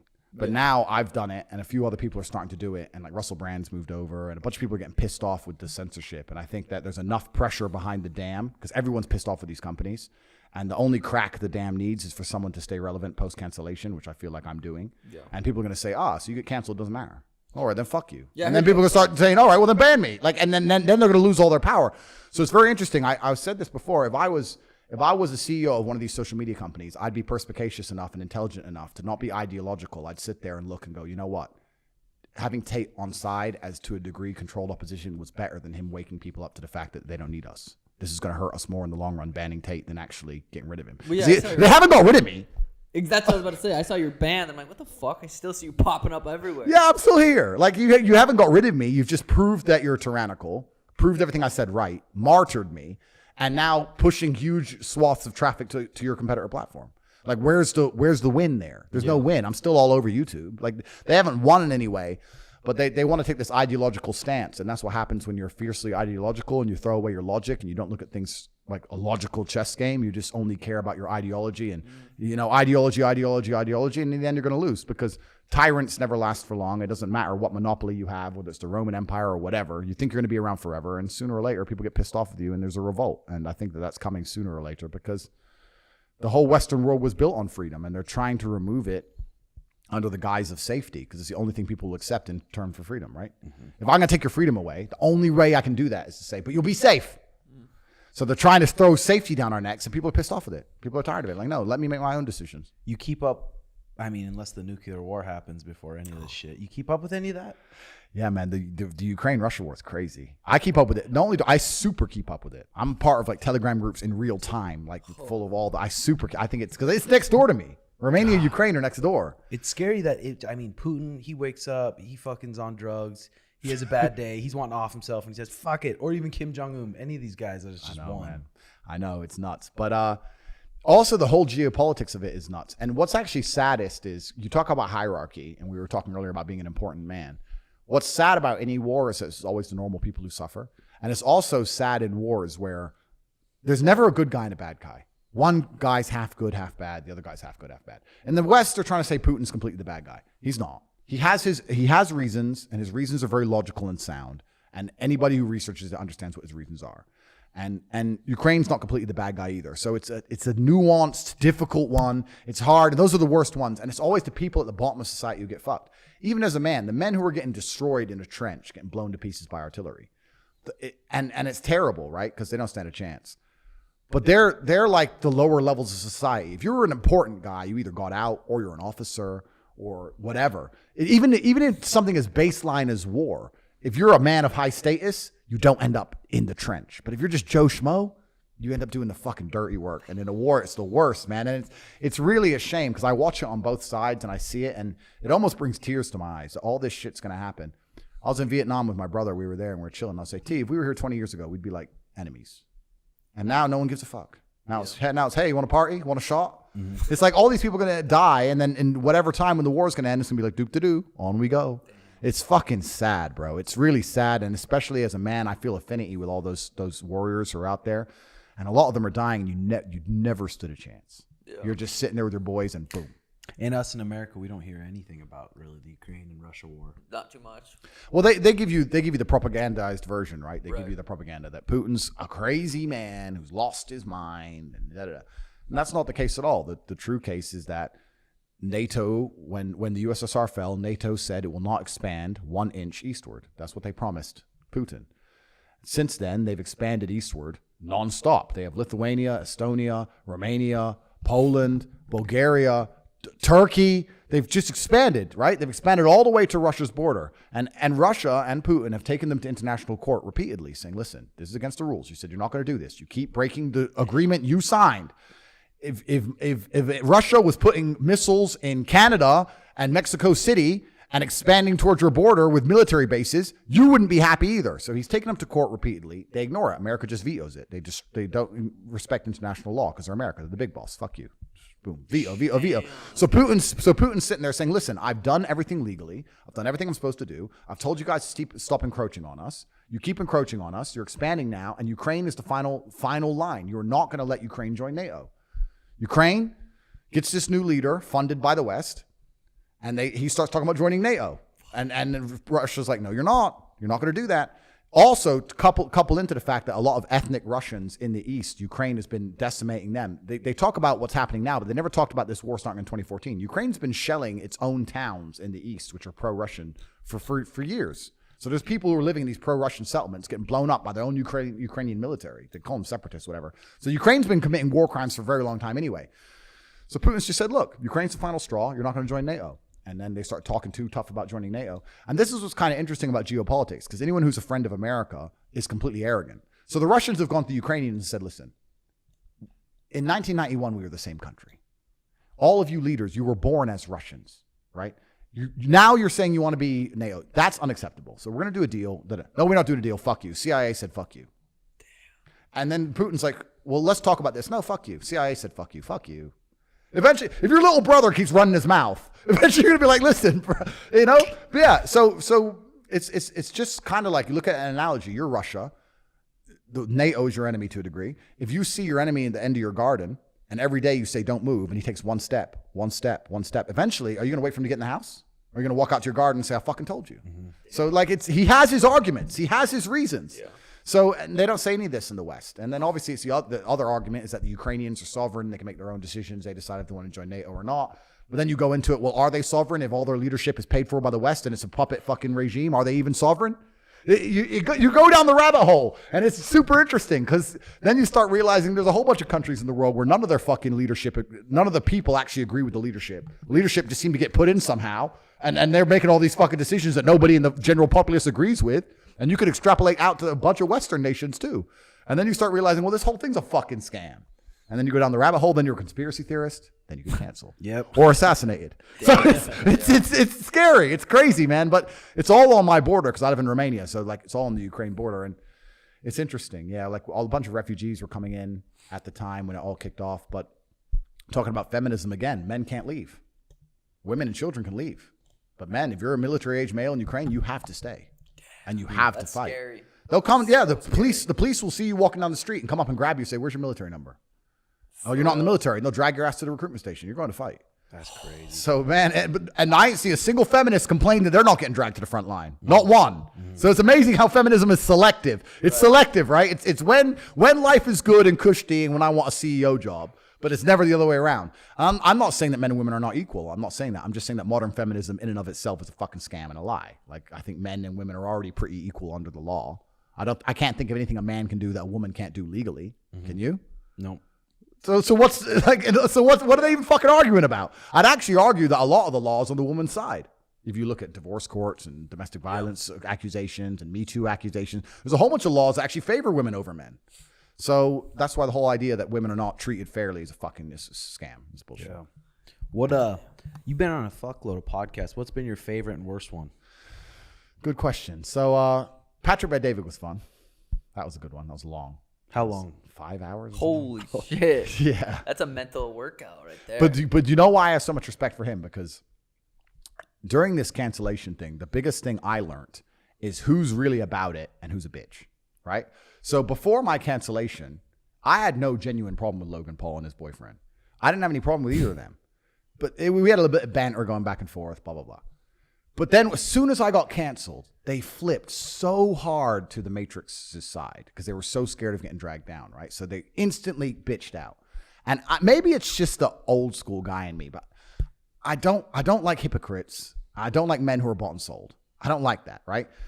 Some people have stood up and said, Tate, you're welcome on my platform anytime. You guys did. Patrick Bet-David did at the height of the cancellation. He's like, bro, we're going to do a podcast. It's like, bro, they might cancel you. He's like, I don't give a fuck. Guy's a gangster. Let's do it. Bang. Whereas they had the other guys who were like, oh, Tate's evil. Yeah, Tate's evil. Don't say his name. Tate's evil. Yeah. And they just shit themselves because it's cowardice because they're scared of being canceled.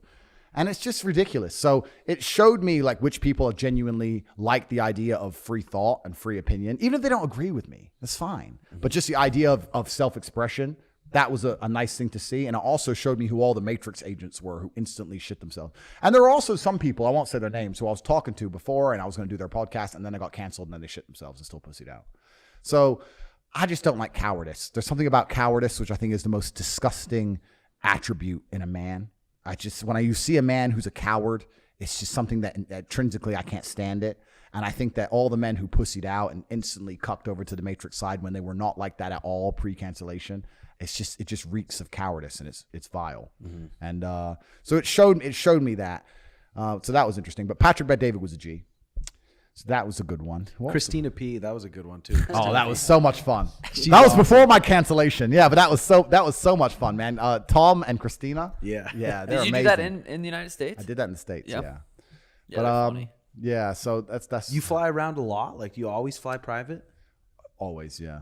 Because I never thought I would because it's such a waste of money, but then COVID came and I couldn't be dicked with the fucking bullshit. Because a flight from here to LA would be... That would be a lot. Over the Atlantic is a bunch of money. From here to Europe is like 55, 60 grand. Inter Europe's like 35, 40 grand. Mm-hmm. And then but if you're going to cross the Atlantic, it's like 150, 200 grand. How much does it cost to like split a jet with someone and own it and have someone run it? It's a good question. So I actually owned a jet for about 4 months and then I sold it.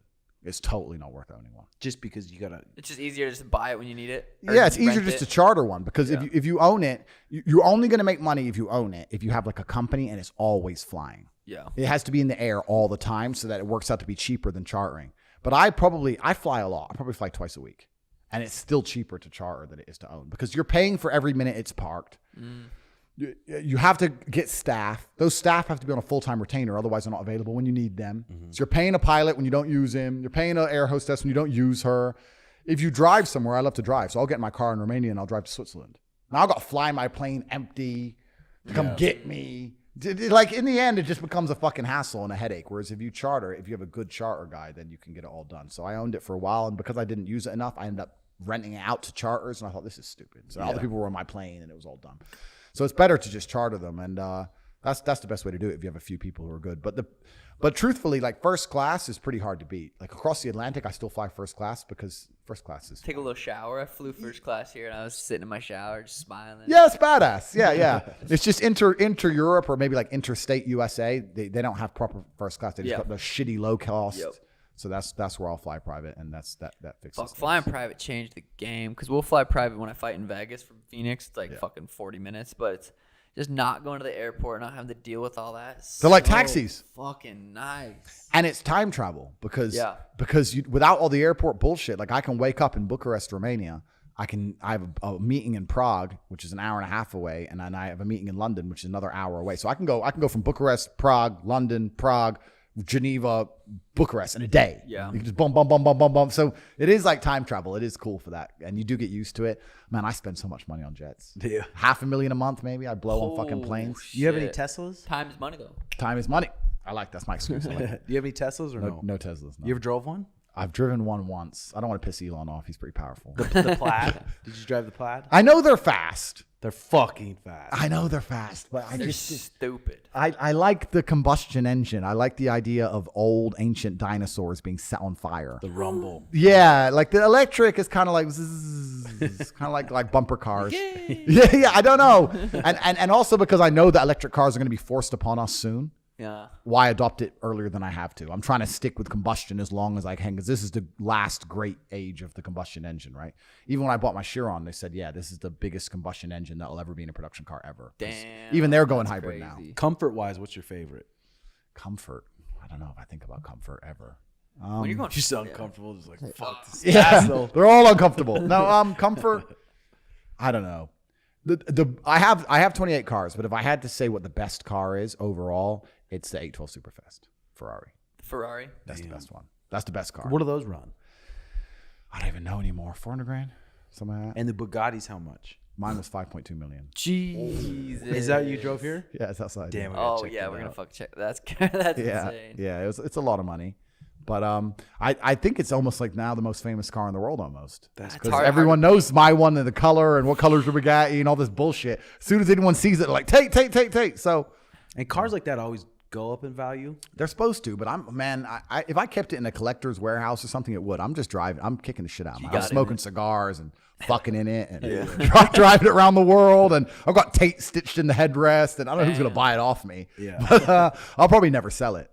But it's the last great age of the combustion engine, so I think now's the time. But Ferrari is the best overall car because it does everything so well. You know, it's good all rounder. You can take it on a tour around Europe. You can race it around a track. You can do everything pretty good. Whereas a Huracan, there's no boot space. It's small. That's what I got.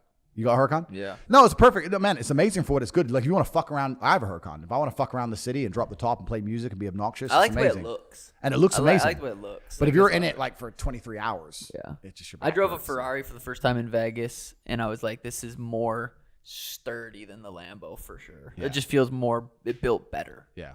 And it also depends where you're driving, right? It depends where you're going. Like like I said, I live in Eastern Europe, so it's super cool out there. We have amazing mountain roads. Like in America, it's just like straight line, right turn. Massage parlor. Yeah. What kind of you got a pretty sweet watch collection? I have a lot of watches. Yeah, I have a few. We're just getting into watches. It's fun. Yeah, it is fun. It's fucking sweet. The truth is, there's nothing to buy but watches and cars.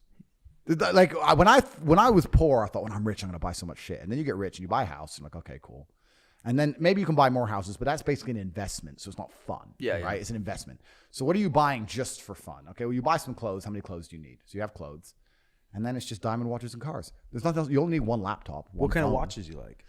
I like APs, Pateks. I've got this. I've got the Chiron watch. That thing's damn. I'll show you. What about Richard Mille? Do you don't like them? I don't like them. The way they look. I think they just look like fucking plastic toys. Mm-hmm.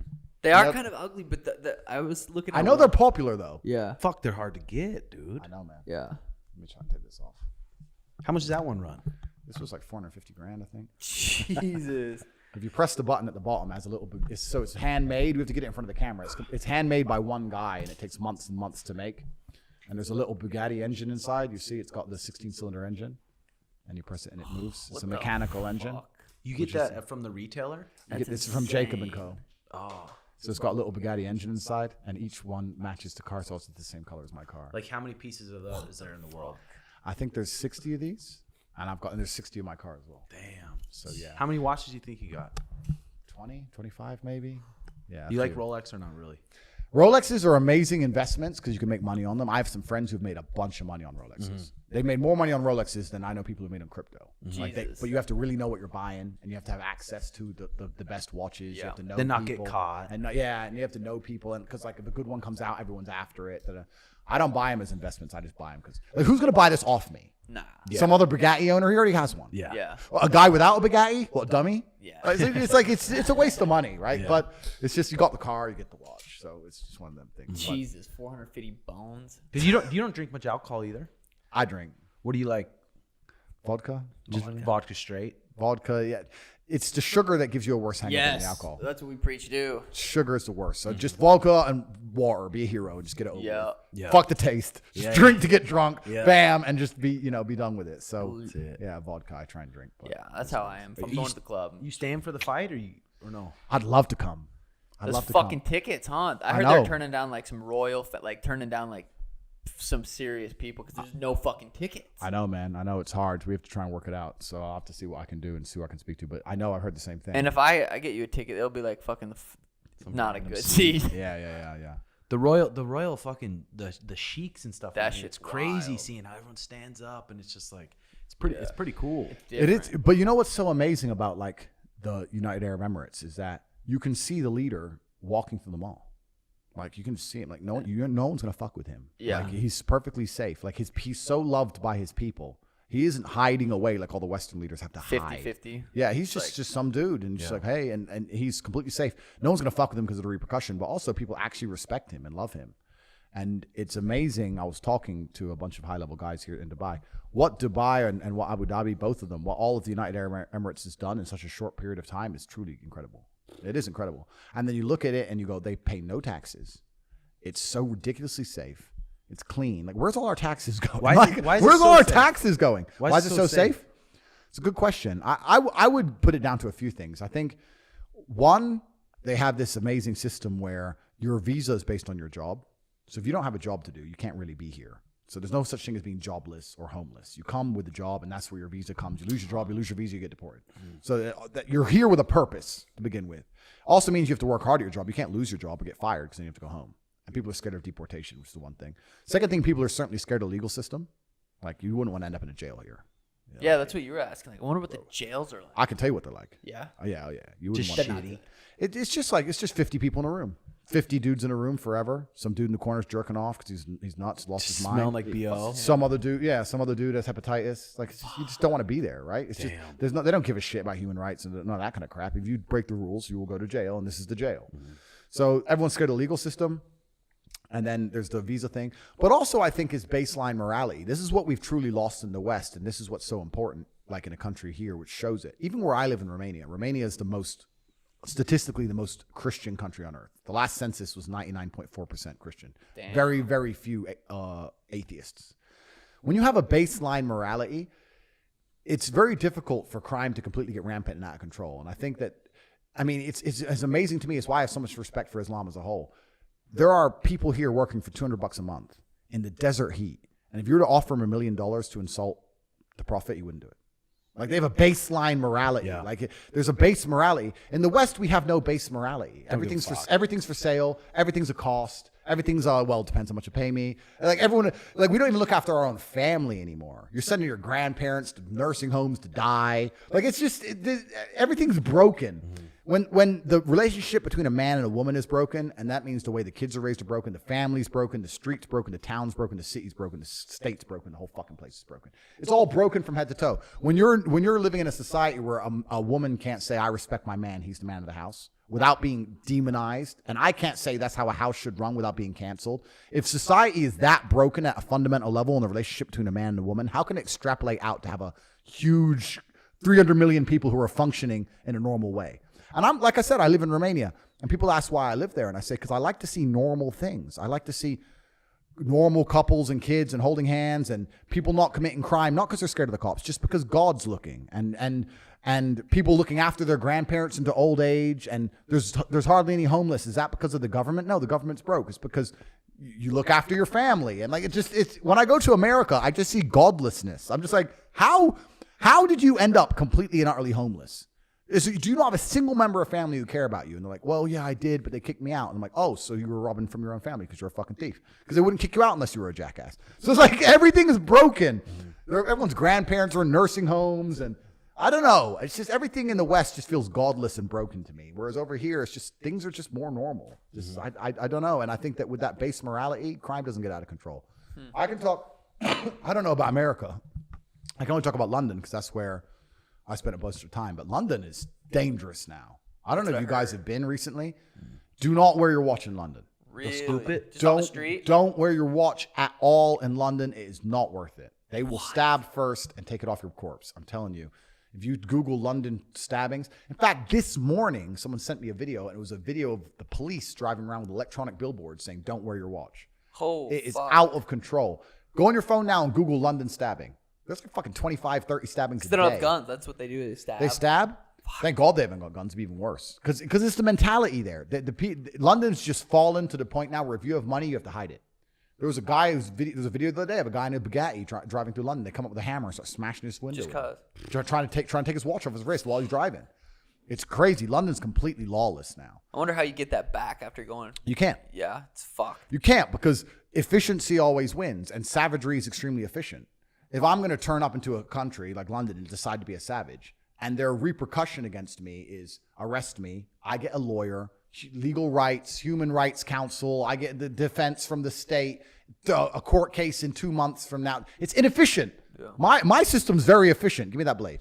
Like you're going to lose in the end. So they're at a point now they can't lock these people up fast enough. They can't find them. The police are overworked. Like even me, man. Like I know people who had their phones stolen in London. Like they were standing there by the side of the road. Someone drives past, just snatches it off them. They called the cops, and the cops said, "Okay, here's your crime reference number for your insurance. Thanks." They don't even look for the guy. It's done. And you can ask anyone who lives in London, same story. It's getting bad. All of Western Europe is getting really bad, and they have no plan to fix it. And it's just out of control, and it's because all the morality's gone. No one's scared of anything. Nobody's scared of anybody. When I do these podcasts, there's so much stuff I want to say that I can't. I have so many stories I want to say I can't. I'm going to give a very watered down version of a story. In my previous life, I knew some bad guys. I still kind of know some bad guys. And I was in London. I was at dinner, and there was a guy, and he was talking about how his business, whatever he was involved in, got robbed, and he knew who robbed him. And he was saying that, like, in the olden days, there was still a degree of respect between, even if you were opposites or warring parties, everyone wanted to make money. But now, even for pennies, everyone's just after it to the point where they'll get violent over nothing. So it's hard to just have a semi-standard business, whether you're selling radios or weed or drugs or whatever you're selling. It's just out of control. And he showed me this text message because he found the guy who robbed him. And he texted the guy his own address, as in, we know where you are. And the guy's reply was just like, I have 9 brothers and you have $2. Come kill me. As in, my brothers will get your kids. Come kill me. And then the guy started calling him. I'm here, sending him voice notes. I'm waiting, sending his location, live location, threatening. And he's sitting there, like, this guy's fucking crazy. What do you do now? Yeah. Would you want to go to war with it? Some people are just gone. Some people just don't give a shit. And when you have a population of people who just don't give a shit, they live or die, and they're from war-torn countries, they don't give a fuck about you. They just dodged bombs their whole lives. They've come there with their fucking 15 brothers. They need food. Man, it's scary. It's scary, man. Like, and the worst thing about London is it's the most affluent areas: Knightsbridge, Mayfair, Harrods, the nice parts, the parts on Monopoly that cost the most money. So they'll get you. They'll rob you. They'll rob you right outside Harrods. That's crazy. That's terrifying. Man, you have to be careful. Just keep an eye on it. Like, Google it up. They try and, like, suppress it a bit, but if you type it in, it's all there. Like, Yeah, people I get had no stabbed to idea. death. I had no idea. Nah, London's bad. Like, all my friends there don't wear watches. I don't wear a watch. I have a 5-man security team in London. 5 people. And still don't. And I still don't wear a watch. And I'm still from hotel to the car out, hotel to, I don't walk the streets, nothing. You play any chess once in a while still? I love to play chess. I'm not that good at it. Dude, you would love jiu-jitsu. Would I? You would, dude. It's just Jiu-jitsu's like sick. that. It's just it's like that, It's but an athletic fucking game of chess. Yeah. even if you found a good black belt and he just gave you privates, you guys rolled once in a while and fucking And your learned. brother. But isn't punching people in the face more satisfying? It is, but you Hurts can't more. do it forever. Yeah. That's true, yeah. Jiu-jitsu, there you can be a black belt, be 45 years old, 50 years old, go in, have a good training session, not leave with a headache. You're fucking, you didn't kick anyone's elbows. And yeah, jiu-jitsu is probably, I've done all the sports. I've had a bunch of kickboxing fights, boxing fights, MMA fights. Jiu-jitsu is probably my favorite sport. Yeah? Yeah, you can do it for forever. And is it useful on the street? Well, Because I had this argument that it's completely useless on the street. Now, I'm ready to be corrected if you like, but my basic rule of all the incidents I ever had in the street is do not go to the ground. Stay standing no matter what. Yeah, I mean, it depends if there's a group of people, but you have There's always a group. Yeah, you have that's two true. people, same athleticism, same sort of grit. The one with jiu-jitsu is going to win every, Oh, 100%. True. time, yeah. But it's that I agree with that. It's just I've never had a fair fight in the street ever. Yeah. I've always been jumped. You don't want to go to the ground. You want to So find a it's corner. Yeah, it's just like, you're trying to armbar him and getting your head stomped. It's nasty. And that's like, even I've had 5 MMA fights. I fought Luke Barnett. I don't even know. I fought Luke. Yeah, so I've had 5 MMA fights, but I never did any wrestling training. It was just like kick him in the head, run away, kick him in the head, run knock away. the motherfucker out. Yeah, that was the plan. Like, you could get away with it more back then. Now people are far more rounded athletes. Yeah. and they're gonna Your type take of it. brain, though, I think you'd like it, and it's physical and it's fun, and it's competitive. Good and release of energy. You're competing for good dominant positions to where you could smash the guy in a fight, and it's just fun. Yeah. and doesn't fuck your health up. Yeah, and that's the key, not fucking your health up. Because once you get past a certain age, like for me, my hands and everything are fine. Even though I've broken my hand like 6 times, my hands are still okay. It's my ankles and knees and shins from K1 Hitting elbows. It's just kicking shins and like I've got videos online where I kick through baseball bats. I could kick through bats and everything, and it's fine. But man, your legs get fucked up. You Your have any knees get fucked concussions? up. I've only been knocked out once, and it was pretty clean, and I was all right. Just concussed, but not get knocked out though. Don't think so. Just get cracked. I don't think so. I've been all right. I've done pretty good. I don't think I've got CTE or anything. Haven't Considering how many had- fights I've had. Haven't had many 8 counts. No, and I've had maybe 3 or 4. I was really good at like running away. I was hit and run, hit and and not run. get hit. hit That's and the run. name of the game. That's the what I name do. of the game. 6'3", That's what I do. 6 foot. Yeah, Like a that's the fucking- name of the game. Hit and not. Yeah, hit and not get hit. Right. So even if you win boring, you win. Yeah. Like, and that's people. There's always some fucking couch idiot who's he's boring. That's why I love Mayweather. Everyone's like, oh Mayweather, oh no. At the end of the day, he never lost. He landed more. He didn't get hit. Money Mayweather. I love Mayweather. I loved his style. It was like, he was boring against Pacquiao. You go fight Pacquiao. Yeah, no shit. Yeah, like he did what he had to do to win. He didn't give a shit about the knockout. He did what he had to do to win, and he had the longest career. And now he's just beating up anybody. When's the first time you've seen Suge fight? I've seen you, man. I remember seeing you fight. You had like an afro before, didn't you? Yeah. I remember seeing you fight way back then. That's and I remember, and I loved your style. I was like, my only regret in my fight career that I wasn't more show off. Yeah. You know, I think now I think back, I was more nervous than I should have been. I don't know why. I was nervous a lot. Everyone gets nervous, but I was really nervous, and I was very much like, just win. Yeah. Don't take any risks, just win. And I won all the time. But I wish I just fucked about more and span around more and fucked about instead of just, jab, cross, body hook, low kick. Jab, cross, body hook, like the Dutch. But it wins and just smash him. But I was like, they have show and win money still too. And K1? And or was it flat pay? I don't even know what. I think kickboxing's falling apart. I think that fucking UFC is just dominating. Yeah. But when you were fighting, was it show and win bonus? No. So yeah, when I was fighting, I mean, back then kickboxing was still a sport. Now I'll even literally say that it's UFC. I even think boxing's dying. I think that there's a few names in boxing that you need to carry the whole sport. Yeah. If those names stopped tomorrow, who gives a shit? Yeah. So no, it wasn't so much show and win money. I usually got a flat rate. I had a contract. I was contracted with a few organizations, and the big money was always in tournaments, which is just the most annoying thing about K1, man. It's 8-man tournaments, and it's luck of who you get paired against, and you always get paired against the monster in the first fight, and it's a pain in the ass. You see this little Russian he's about to fight? I've seen him once. Little Peter? He's a mean little motherfucker. Dude. Yeah. It's gonna be a sick fight. It's gonna be a crazy fight. Yeah, but it is gonna be a crazy fight. Number 12 versus the number 1 guy. Number 1 little dude.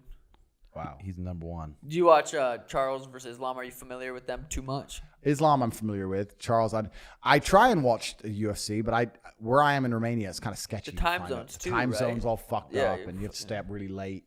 So I catch bits of it here and there. Yeah, but there's no doubt about it. If I were to redo my career, if I were to start again from now, I would have been MMA and I would have aimed for the UFC. Yeah. There's no competition, man. I think personally, I'm not saying I know it all in and out, but people always say to me, "Why didn't you go MMA?" And I'm trying to explain. Back then, you had Glory, you had K1 in China, you had it's Showtime, you had these big shows. Now that's all gone. Like even Glory does the odd big show that people care about, but there's nothing better than being famous or popular and known for whooping ass. Oh, bro, it's completely. Everyone respects you. Yeah. Everyone has to intrinsically respect you. Except maybe, you know what? I think the West is so far fallen that even in the West, I see people, even like on your Twitter account and stuff, there's some dickhead running his mouth. Oh, yeah. Like, what's wrong with these people? Yeah. What is like if you walk through Eastern Europe and you're a pro fighter, you're respected as you should be. Like people have just lost all respect in the West for anything. It's just a weird society. It's strange. They will sit there and beef people who will kick the fuck out of them. Like, what level of paradigm are you operating under? It's kind of strange. I think the West's superpower, the reason it's so successful in some ways is that they convince everybody they're a unique, special snowflake, and they give everybody this confidence. And that's why we're so good at like Olympics and athletes and stuff, because some people take that confidence and excel with it. Yeah. But there's a whole bunch of people who don't do shit with their lives with the same confidence for some reason. They like don't know their place. And that's why you have like bank robberies and idiots on Twitter and all this stuff. Whereas in other countries, it's far more obvious of, no, you matter, you don't. Shut up. It's kind of, it's weird. The West is not like that, but yeah, I don't, man, it's a strange place. But it is fucking sad how much hate you get online. But it's like, you look at those people, it's like, I've always said, if I respect someone, get respect from the people you respect. Then completely. That's fucking it. Completely. Yeah. But what truly amazes me is, in fact, it doesn't amaze me. What truly stands out to me is the genuine visceral emotions from people. There's a guy who's made a huge TikTok account, and it's really big now, and he walks around saying, "Have you heard of Andrew Tate?" on college campuses in America. We were watching those. And the girl's like, "Yeah." Do you like him? No. Why? He's a misogynist. What's misogynist mean? Fuck. Bye. Or they have someone else try to answer. You tell them. Yeah, they don't even know why they dislike me. And what's scary about that is if the Matrix, if the media machine and the Matrix can instill strong emotional responses in somebody, and they don't even know why, That's when you know you're a slave, Yeah. right? When you're a slave is when I feel very strongly about X and I can't explain why and I don't know why. I've been told to feel very strongly about X and I don't know why. That's how you end up with gas chambers. I'm telling you, that's where true tyranny and bad things happen. When you have large proportions of the population which believe in true hatred and have strong emotional feelings and they don't even know why. That's where the world goes wrong. So when I see these people who hate me and they can't even fucking logically explain why they dislike me, those are the most dangerous people on the planet. They are completely empty-brained slave minds. And that's why if you want to get conspiracy theorists about the whole world, the way it works is they're trying very hard to destroy any kind of base morality or any kind of base parameters we have inside of our programming, even on an evolutionary level, so that it gets to the point where your brain is empty, open for the slave programming. They try and they try and challenge everything. You're not allowed to look at somebody and say if they're a man or a woman anymore. You must ignore your own eyes, because they can get you to the point where you ignore your own eyes, you'll accept anything they tell you. If you will ignore your own eyes telling your brain something, then your brain is completely ready for the slave program, whatever they decide it is. Look at the USB and decide it's whatever today, and they'll plug it in and you'll accept it, right? So they don't want you to sit there and critically think, and they don't want you to have any kind of base morality. It's why they attack religion so hard. With religion, there's base morality, right? Murder is wrong, for example. There's commandments, there's base moralities. They're trying to get rid of all of this. Everything has to be disappeared so your brain is completely empty. So you're an empty slate. iRobot. Plug them in, you go do this. And this is why they push and challenge these agendas. There's some things we know inside of us which are intrinsically wrong. Pedophilia is intrinsically wrong. We know this. We're born with this. It's innate inside of us. Like incest is wrong, pedophilia is wrong. We know this. But they come along and say, maybe it's not wrong. They're trying to get rid of anything inside of your brain that you're born with that stops the absolute degeneracy. They're trying to empty your mind. So when I see these people, these smart people, with degrees in university, sitting there screaming hate at me, and they don't even know why. Scary. It's scary, because these are the people who are going to get a job and be in charge with their degree. And I'm sitting there going, wow. I don't give a shit about me. I'm in Romania. Come get me. I got a big gun. Don't give a fuck. But like, that's America as a whole now. You have your most educated people, the people who are most successful in terms of the matrix and the way it deems success, completely empty-minded and ready for absolute programming on any issue. Do you think society is going to get better or worse in that scenario? It's got to get worse, right? It's genuinely scary. And I'm looking at all this, and I've been the example of it, but you can take a bunch of other examples where it's the exact same thing. People are ignoring their own eyes on a daily basis now. I said this now. I don't want to get this video taken down, but I said this to a friend. I said, did you see a pandemic? He goes, what do you mean? I was like, no, Jen, like when you walked around, did you see rushing ambulances everywhere? Did you see lines outside of hospitals? Did you see people dead in the street? Did you see one? Not what the news told you and not the rules they gave you, but with your own eyes, did you see one? No, you did not. Of course you fucking didn't. But they were telling you, ignore your eyes, be afraid. And they'll do this with everything, right? And it's scary. And that's why I have so much respect for Dana, because he didn't take none of that shit. UFC's going on, don't care. OG. And even me, man, like when the whole thing kicked off, me and Tristan were sitting there in Romania and we're like, you know what? If this gets me and you, then the whole world's fucked, because we're two military-age males in very good shape. If we die, then society's over. It's going to be a breakdown of society on a fundamental level. It's about to be Mad Max. So there's no point hiding. So we went to Sweden because Sweden was open. And nobody talks about the fact that Sweden never locked down. There was no vaccinations, no masks. At the height of it, at the very beginning, when America was locked down, all of Europe was locked down, you couldn't leave your house, all this garbage. Sweden was wide open. Me and Tristan were running around nightclubs in Sweden for months. Damn. For months on months. And everyone's like, this is stupid. Completely open as normal. No one seems to talk about that. I don't know why. Sweden was fine. Their death rate's lower than any other country. So literally when everyone's talking about it at the very beginning, when people were most afraid, me and Tristan are in Swedish nightclubs running around. And I was trying to tell people, but they just delete your tweets and censor you. Don't tell the truth. Delete. That's the matrix. They delete one side of the story, right? So they can control the whole reality. And then people ignore their own eyes. And then you get people completely slave programmed. And it's scary. We're living in a world now where there are people who will sit there and they don't analyze any of their own opinions. If you have a strongly held opinion, if there's something you strongly believe in, you need to sit there and you need to defrag your brain. Why do I believe this so strongly? Is it because of personal experience, or is it because I've been told to believe this? Conditioned. Conditioned. No, people are conditioned. They don't even know why. Yeah.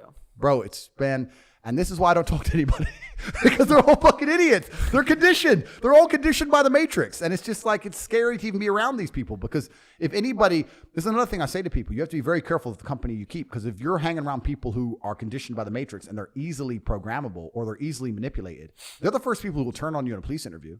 They're the first people who some bitch will get in their ear or some other dude will get in their ear. I stopped talking to people over their stance on COVID. It's like, look, I used to be your friend, but if you're going to believe the lies that easily, I don't want you near me anymore. You can be manipulated. I don't trust us. If we go to a police interview with me and my team and they say, your brother told us everything, I can laugh out loud. With that fucker, I don't know if I can. Mm-hmm. You got to be careful of these slaves because they're out to get you. It's a scary world, man. It's scary. Fuck yeah, it is, dude. What's your agenda for the rest of the day? Good question. I'm gonna probably drive back to the other part of the UAE, and I've always got work to do. I'll find something to do. Emails, blah, blah, blah. Nothing that fun. You spend much time in Abu Dhabi and Dubai? They're both nice places. They're both really nice. I like to come here for like a week at a time. I usually stay here a while when I'm here. But I've got some work to do. When I first land in Dubai especially, I feel like the first 2 or 3 weeks is just work. I need like 2 or 3 weeks to clear all the stuff I've got to do before I like chill out a bit, What makes you pick Romania to live? Have you ever been to Eastern Europe? Nowhere? No. Man, Eastern Europe's sick. Really? Best place in Europe, hands down. Chicks? All of them. Not just chicks, everything, but chicks, Food, of course. Chicks, coffee. Like Poland's amazing. Czech Republic's amazing. Hungary's fun, not as amazing as those. God, two. something about foreign chicks. I think it's just because we're from America. It's just the same chicks, kind of. But something about foreign chicks just drives me crazy. Yeah, they're very different though than American girls. They're very different. Like I state that Miami's one of the easiest places in the world to get laid. Yeah, because girls are out to fuck like the guys are. It's if like you got ridiculous. on Twitter, It's ridiculous. yeah. In Eastern Europe, they're a lot more conservative, so they're harder to get. But if you get them, they're better quality once you get them. Like when my friends come visit, my American friends, me and Tristan and stuff, we'll go out to the club, whatever. We'll bring a bunch of girls back. In the morning when we all wake up, the girls will be like tidying the house. It's like, why are they all cleaning? Just clean the house up before they leave. They just clean up and then leave. Or like, if you have a hole in your sock, some bitch you just fucked will like buy you new socks. I bought you socks. Like they're different, but they're harder to get in the first place, So it is different over there. But I would say, man, Romania is a unique country, and Romania, if you guys come with me, you'll have an amazing time. But it's not very accessible for most people. You have to know people there. If you don't know people, if you're just a tourist and you turn up, you're not going to enjoy it. But if you're with me, I'll show you the best. But truthfully, in many ways, Warsaw and Poland or Prague and Czech Republic are objectively better, and they're amazing cities. You have to go to Eastern Europe, guys. Yeah, we definitely want to. It's super safe. You're not going to have any trouble. You're not going to worry. Like, the crime over there is very organized, and organized crime isn't genuinely a threat unless you're involved in that world. So, like, in Eastern Europe, in Western Europe, it's wrong place, wrong time. America's probably the same. Wrong place, wrong time. Guy runs up on you. Yeah. But in Eastern Europe, you have to have a genuine beef with a guy, and you know it's going to come. And like, if you bump into a guy, if you show respect, you'll be fine. I'm sorry, bro. Sorry. Okay. Yeah. They don't give a shit about causing little beefs, and they're doing big boy stuff. So it's very organized crime. It's very safe, and beautiful women. It's fun, good food, cheap. Bro, it's amazing. Dude, fuck amazing, yeah. man. You got to check it out. It's amazing. You guys got to check it out. Dude, well, thanks so much for making the cruise. It was fucking epic conversation. Yeah, I'm pumped to go check out the Bugatti. We gotta go get a workout in, and you're cruising back. Yeah. We'll go check out your rig. Yeah, man. Let's do it, bro. Thanks for having me, guys. Dude, thank you so much, brother. Thank you. Episode 209. Peace. Doses.